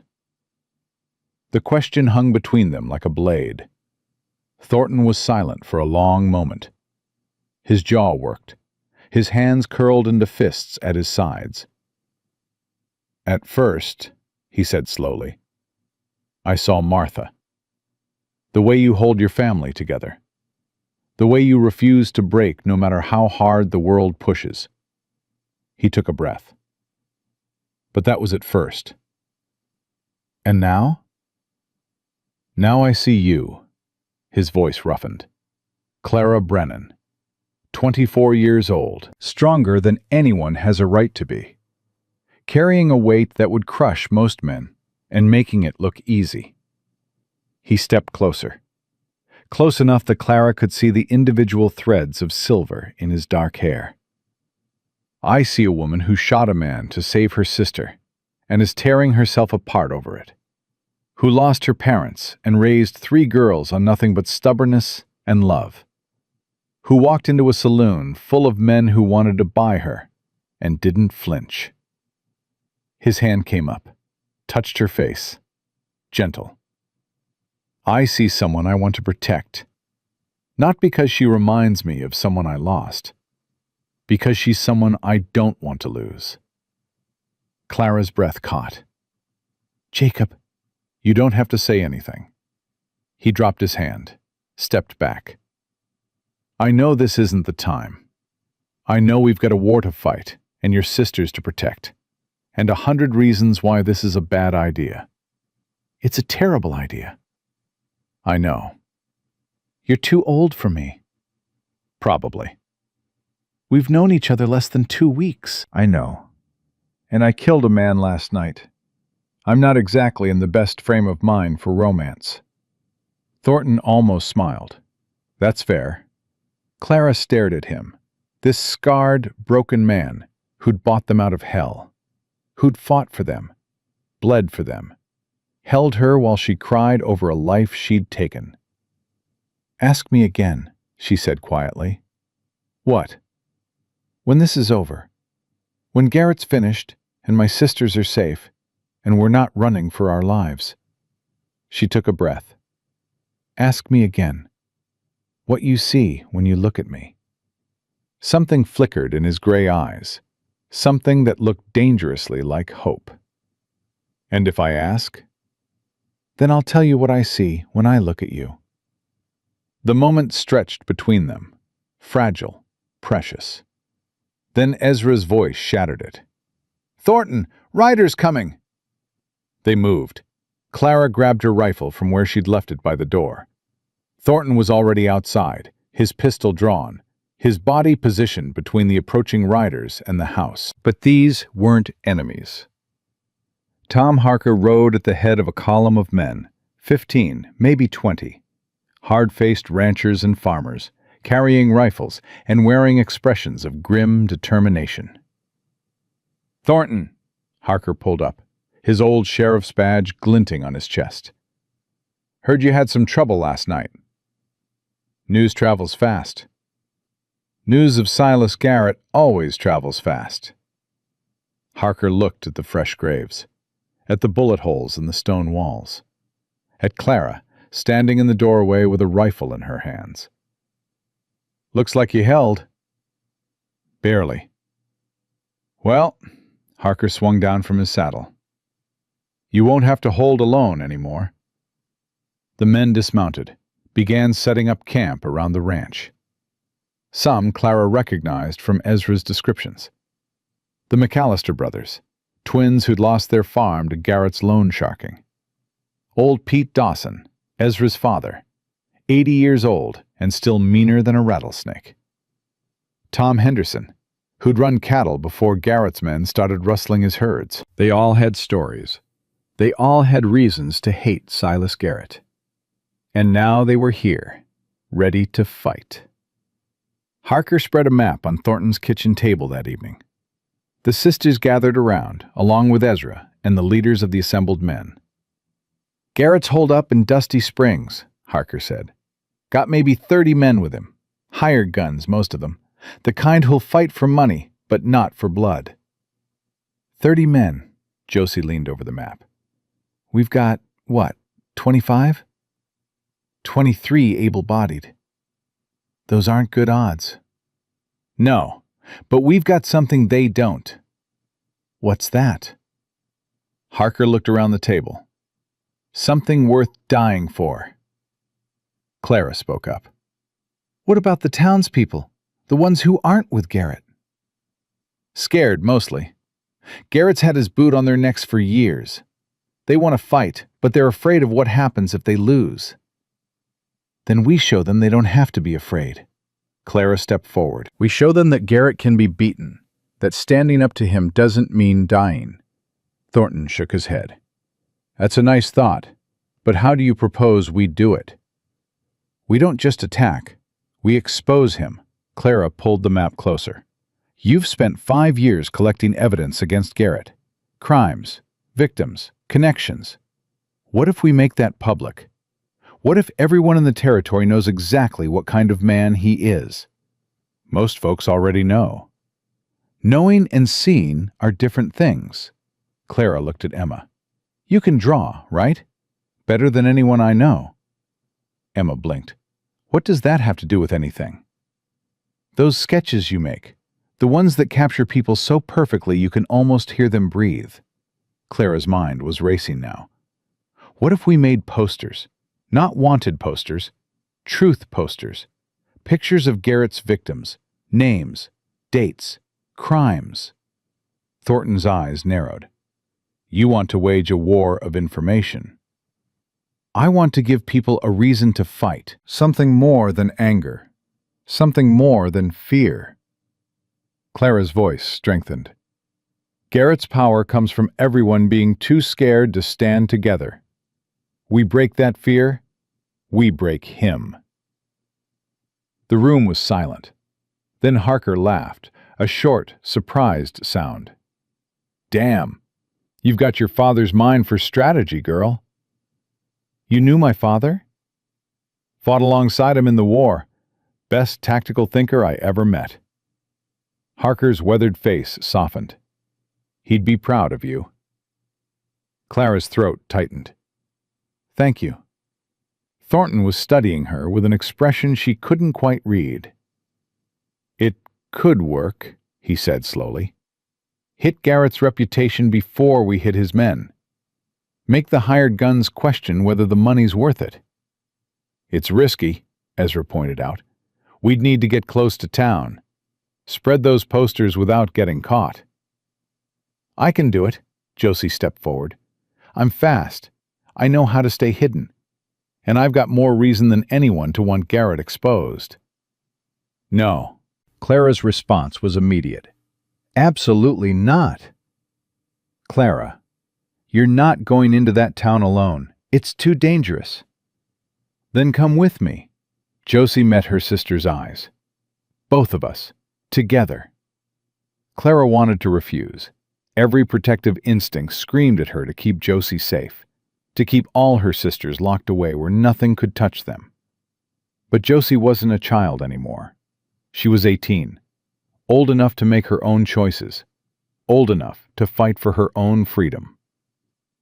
Emma and Lily stay here, Clara said finally, with Thornton and the others. Agreed. Clara looked at Thornton. Can you protect them, if something goes wrong?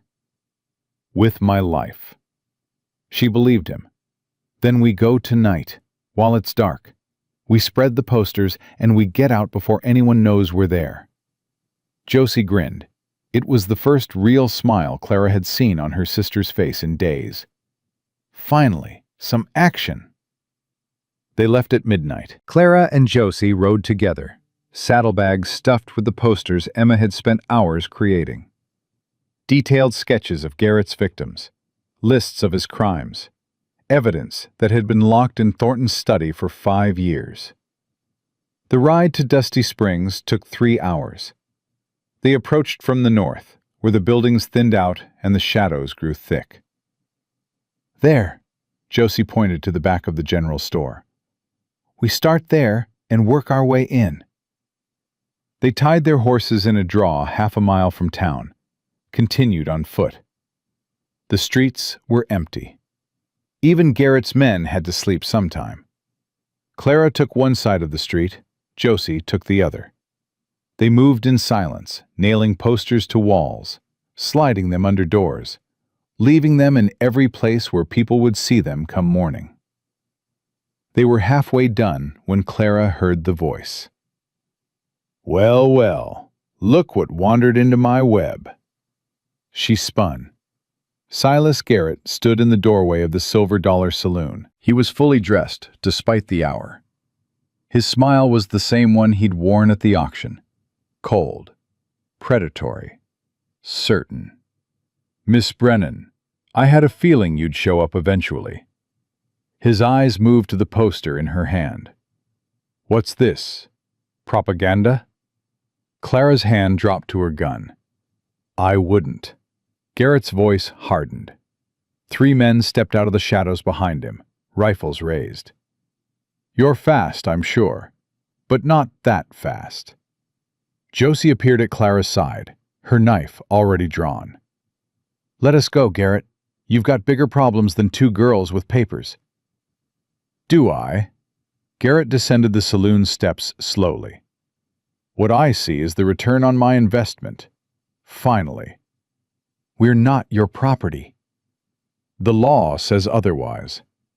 "Your law. You're bought judges and corrupt sheriffs." Clara's voice didn't waver.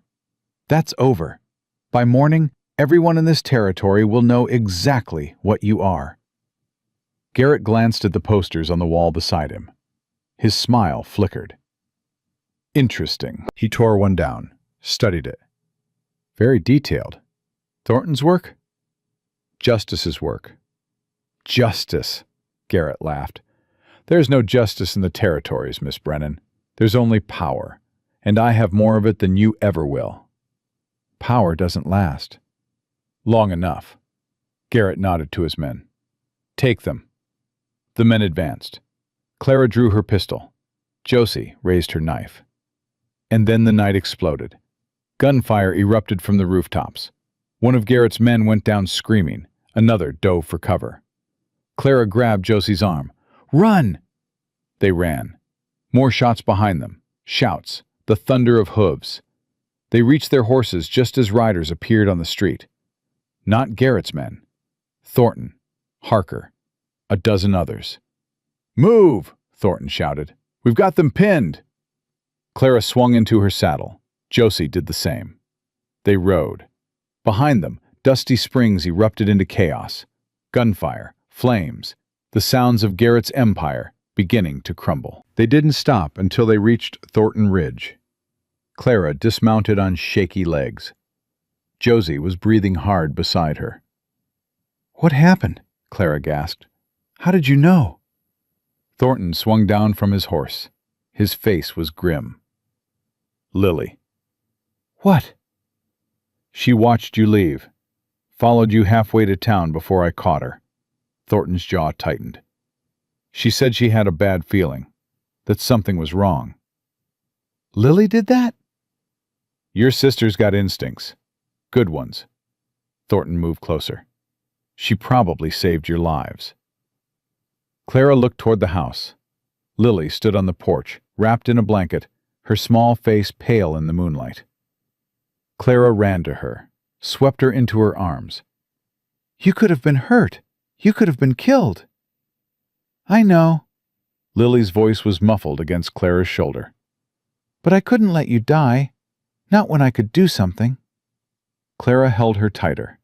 This brave, foolish, wonderful child who'd nearly gotten herself killed to save her sisters. "Don't ever do that again." "I won't promise that." "Lily." "You wouldn't promise either, if it was me out there." Lily pulled back, met Clara's eyes. "You'd have done exactly what I did, because that's what family does." Clara had no response to that, because Lily was right. Thornton approached them. "We hit Garrett hard tonight, killed 4 of his men, wounded more. But he got away." "So it's not over?" "No, but he's weakened, scared, and by morning, those posters will be everywhere." Thornton looked at the eastern horizon, where the first hints of dawn were beginning to show. "The tide's turning." "What happens next?" "We finish it." Thornton's voice hardened. Tomorrow, we ride into Dusty Springs with every man we've got. We take the fight to Garrett directly. And if we lose? We won't. But if we do? Thornton was quiet for a moment. Then he reached out, took Clara's hand. Then we'll have died trying. And that's better than living on our knees. Clara looked at her sisters. Josie, bloody and fierce. Emma, waiting in the doorway with fear and hope battling on her face. Lily, small and brave and refusing to be left behind. She looked at Thornton, at this man who'd given them everything. Together, she said. We do this together. Together. They stood on the porch as dawn broke over Thornton Ridge, as the world turned from black to gray to gold. Tomorrow, everything would change. But tonight, they were alive. They were together, and they were ready. Clara leaned into Thornton's shoulder, and he let her. Josie sat on the steps, cleaning her knife. Emma had her sketchbook out, capturing the sunrise. Lily curled up beside Clara, already half asleep despite everything that had happened. This was her family, blood and chosen both, and she would burn the whole territory down before she let anyone take them from her. They rode into Dusty Springs at noon, 23 men and 2 women, rifles across their saddles, eyes hard with purpose. Clara sat her horse beside Thornton at the head of the column. Her sisters had stayed at the ranch, despite Josie's furious protests. This fight wasn't theirs to finish. Clara had made that clear. You protect Emma and Lily, she'd told Josie before leaving. No matter what happens, you keep them safe. Josie had wanted to argue. Clara could see it in every line of her body. But something in Clara's face had stopped her. Come back, Josie had said instead. Promise me you'll come back. I promise. Now, riding down the main street of the town that had nearly destroyed them, Clara wondered if she could keep that promise. Dusty Springs looked different in daylight. The buildings were the same sun-bleached wood. The streets were the same packed dirt. But something had changed. People were watching. Not hiding. Watching. They stood in doorways and leaned out of windows. They gathered on porches and clustered at corners. Men and women and children, all staring at the column of riders with expressions that held something Clara hadn't expected. Hope. The posters had done their work. She could see them everywhere, nailed to walls, pasted on windows, lying in the street where the wind had scattered them. Emma's sketches, Thornton's evidence, 5 years of secrets exposed to the harsh light of day. They're not running, Harker said quietly. No, Thornton's voice was grim. They're waiting to see who wins. The Silver Dollar Saloon stood at the end of the street. Its doors were closed. Its windows were shuttered. But Clara could feel the eyes watching from inside. Garrett was there. She knew it in her bones. Thornton raised his hand. The column stopped. Silence fell over the street. Heavy. Expectant. Silas Garrett, Thornton's voice carried across the town. This ends today. Come out and face justice, or we'll come in and drag you out. Nothing. The seconds stretched. Then the saloon doors swung open. Garrett emerged slowly. He was still dressed in his fine gray suit, but it was rumpled now, stained. His dark hair was disheveled. His face was pale beneath its usual tan. Behind him came his men, not 30 anymore. Clara counted 15, maybe less. The posters had done more than expose him. They'd cost him half his army. Thornton! Garrett's voice was steady, but Clara could hear the strain beneath it. I should have killed you years ago. You should have done a lot of things differently. It's too late now. Is it? Garrett's eyes moved to Clara. You've caused me a great deal of trouble, Miss Brennan. You and your sisters. Good. Such fire. Garrett smiled, but it didn't reach his eyes. I can see why he's so taken with you. You remind him of his dead wife, don't you? That's the only reason a man like Thornton would risk everything for a woman like you." Clara felt Thornton tense beside her. "Don't," she said quietly. "He's trying to provoke you." "I know." "Then don't let him." Thornton's hands tightened on his reins, but he stayed still. Garrett's smile widened. "Smart girl. Smarter than I gave you credit for." He took a step forward. "Here's what's going to happen. You're going to turn around and ride out of my town. All of you. And in exchange, I'll let you live." "No." "No?" Garrett raised an eyebrow. "You're outnumbered, Thornton. My men are behind walls. Yours are in the open. Do the math." "I've done the math." Thornton swung down from his horse. "Your men are scared. Mine aren't." "Scared?" Garrett laughed. "Of what?" "Of dying for a man who'd sell them out the moment it became convenient." Thornton walked forward, his boots raising small clouds of dust. "I've been watching you for 5 years, Garrett. I know every dirty deal you've made, every man you've betrayed, every promise you've broken." He stopped 10 feet from Garrett. "Your men know it too. They've seen the posters. They know that when this is over, the ones who stood with you will hang right alongside you." Murmurs from the saloon. Uneasy shifting. Garrett's smile flickered. "You're bluffing." "Am I?" Thornton raised his voice.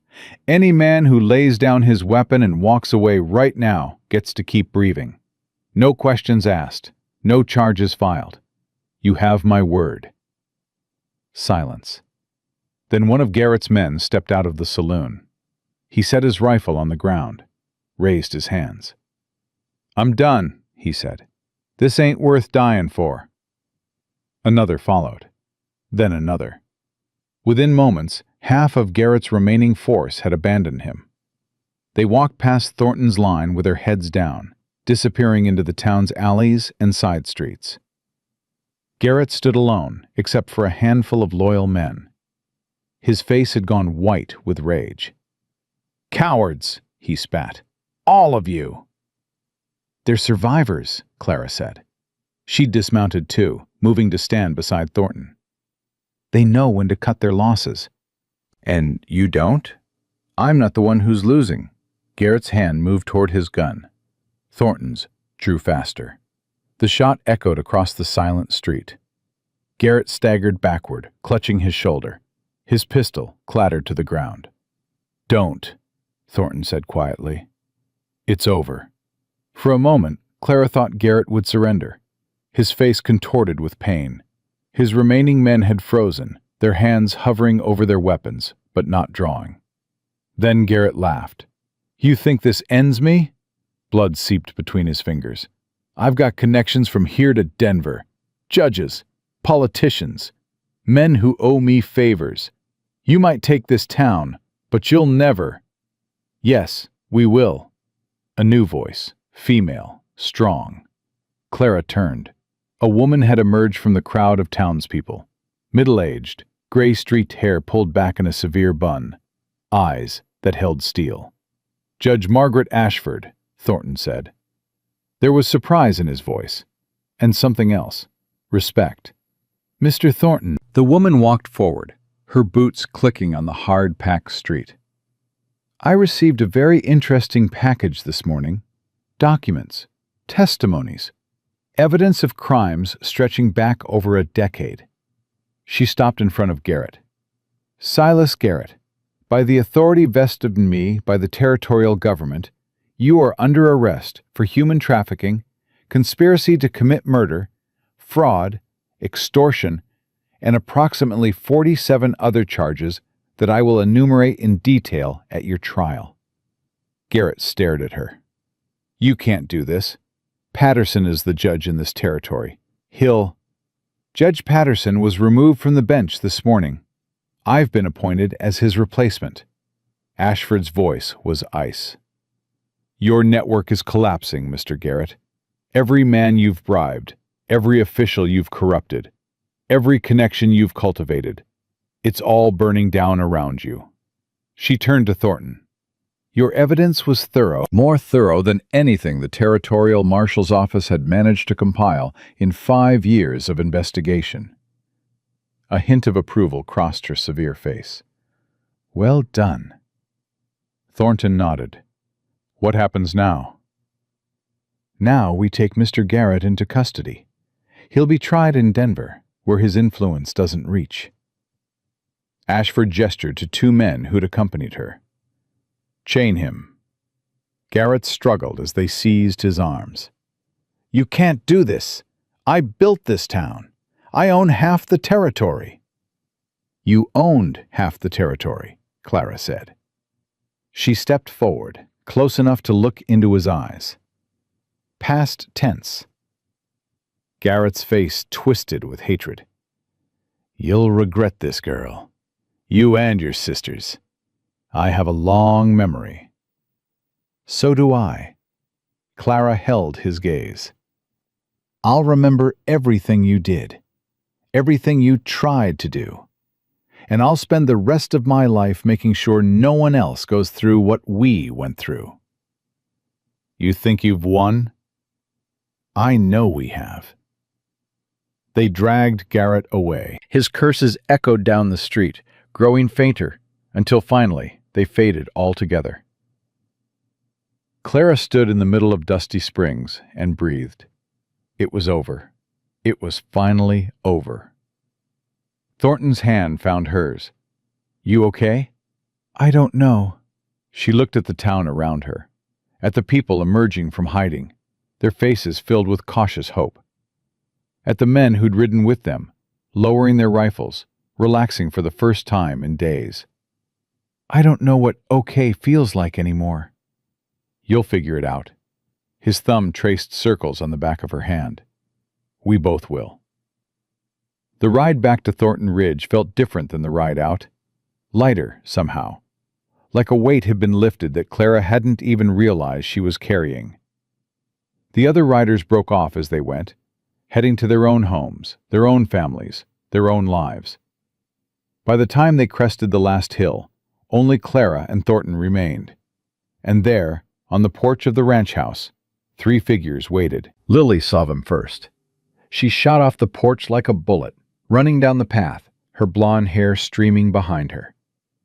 Clara barely had time to dismount before Lily slammed into her. "You're alive!" Lily was crying and laughing at the same time. "You came back!"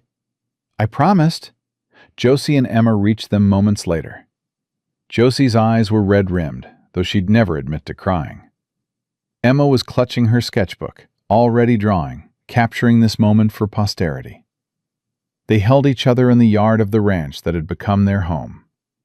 4 sisters who'd survived the unsurvivable, who'd fought for each other, and won.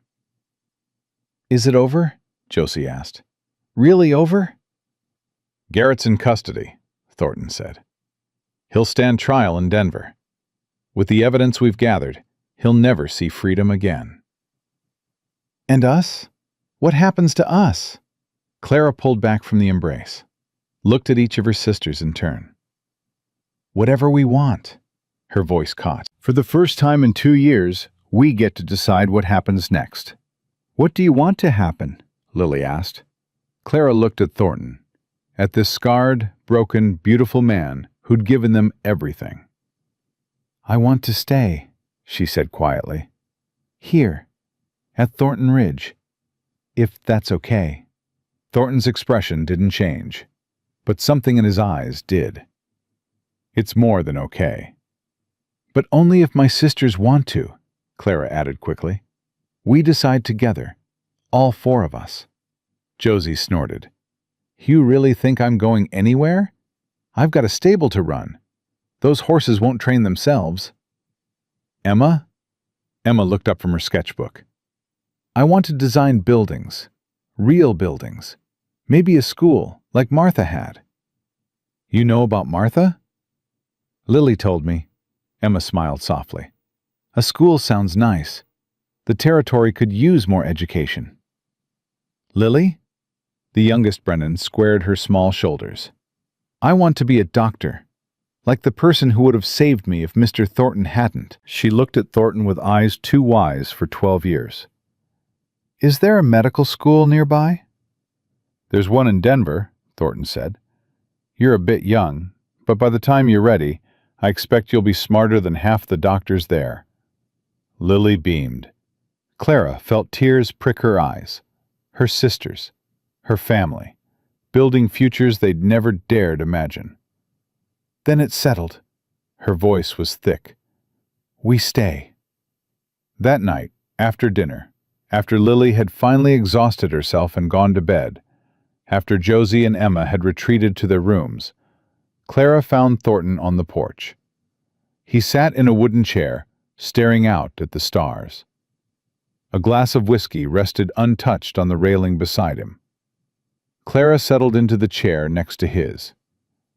"You should be sleeping," he said. So should you.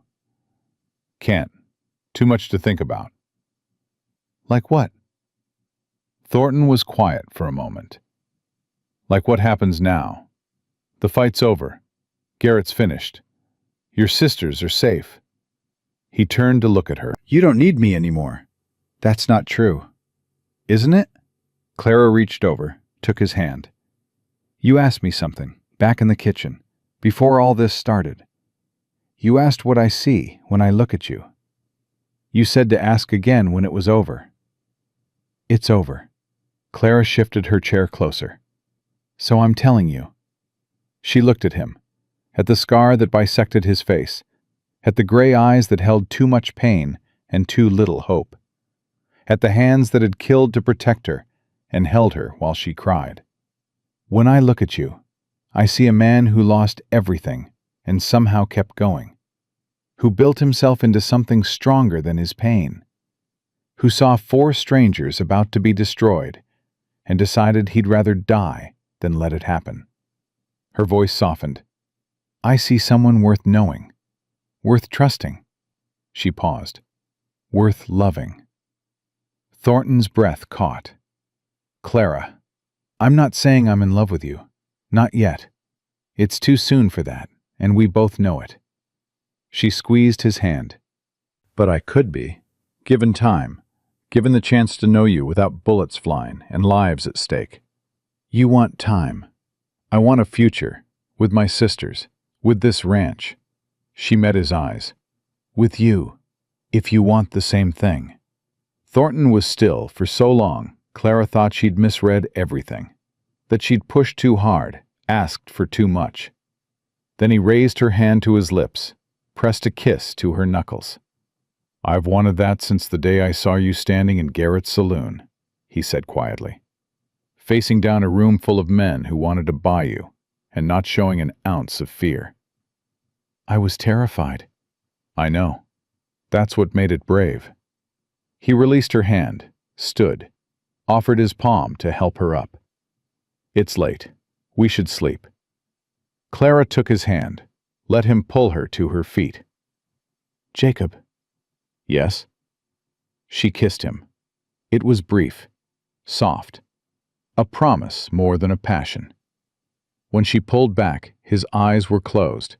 His face held an expression she'd never seen before. "Peace." Good night, she whispered. "Good night, Clara." She went inside, climbed the stairs to her room, lay down in the bed that had become hers over the past 2 weeks, and for the first time in years, she slept without dreaming of loss. Spring came to Thornton Ridge like a resurrection. The snow melted, the grass turned green.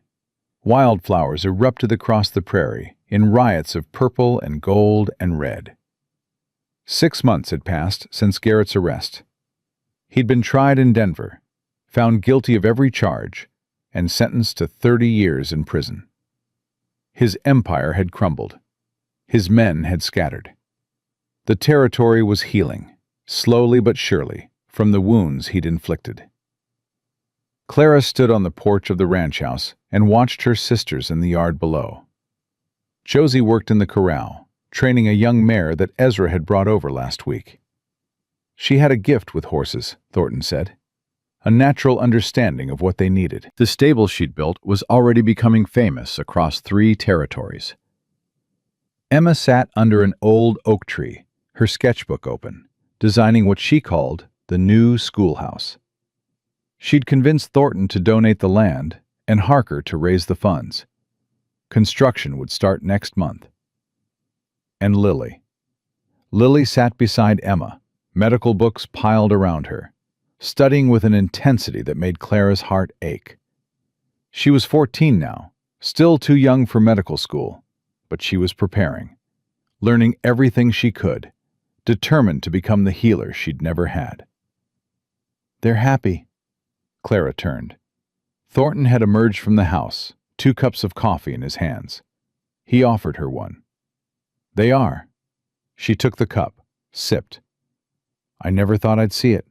After everything that happened, I never thought we'd have this." "You earned it." "We all did." Thornton leaned against the porch railing beside her, close enough that their shoulders touched. "Ezra asked me something yesterday." "What?"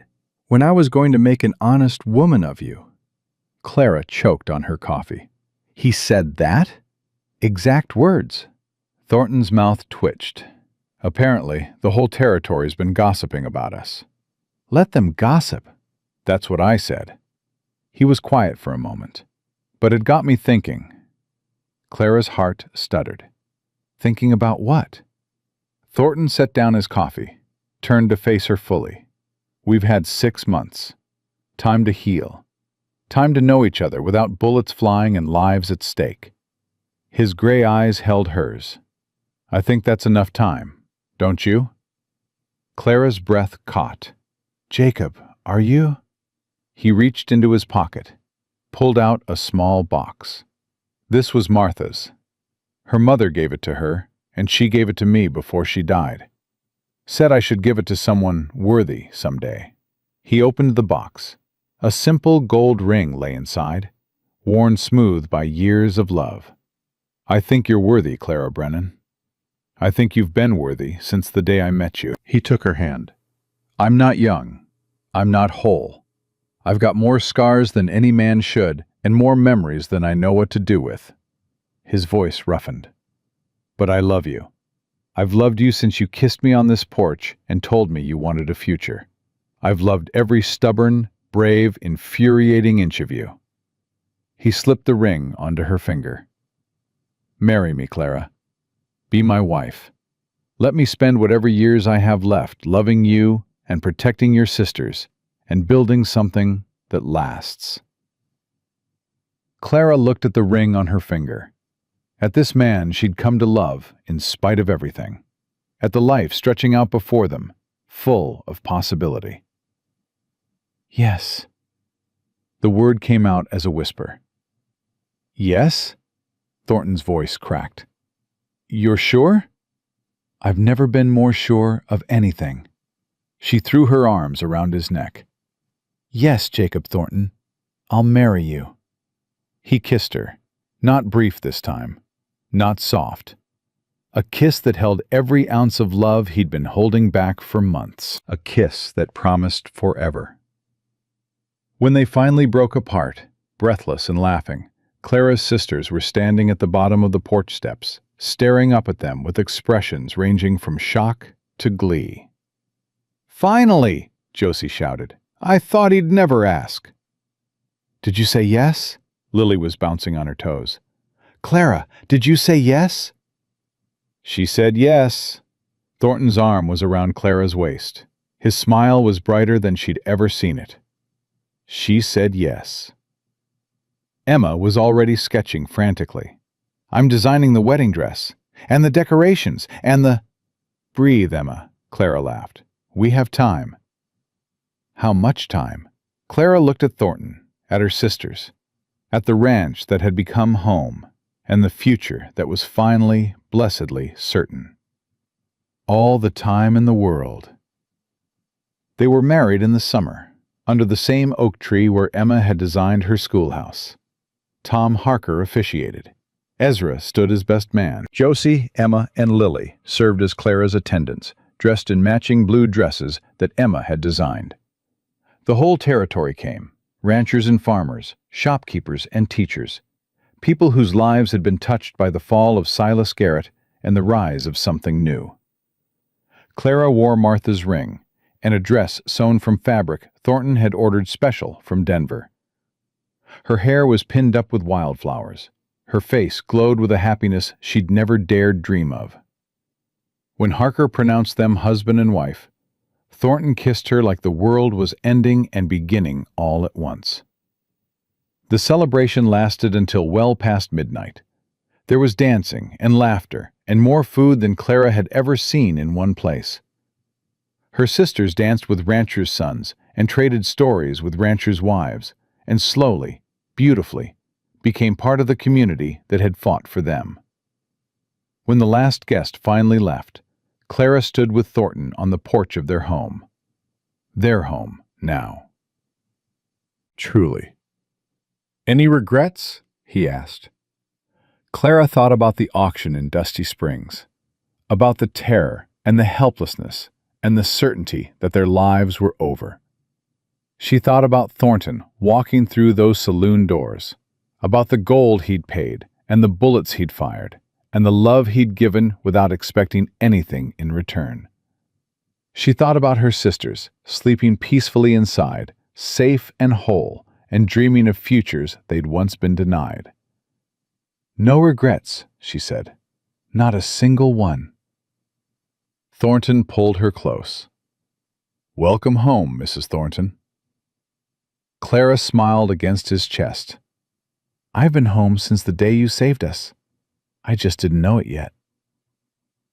They stood together as the stars wheeled overhead, as the night deepened and the world fell quiet, as the past finally released its hold, and the future stretched out before them, bright with promise. Clara Brennan Thornton had been sold like property, hunted like prey, and forced to kill to protect the people she loved.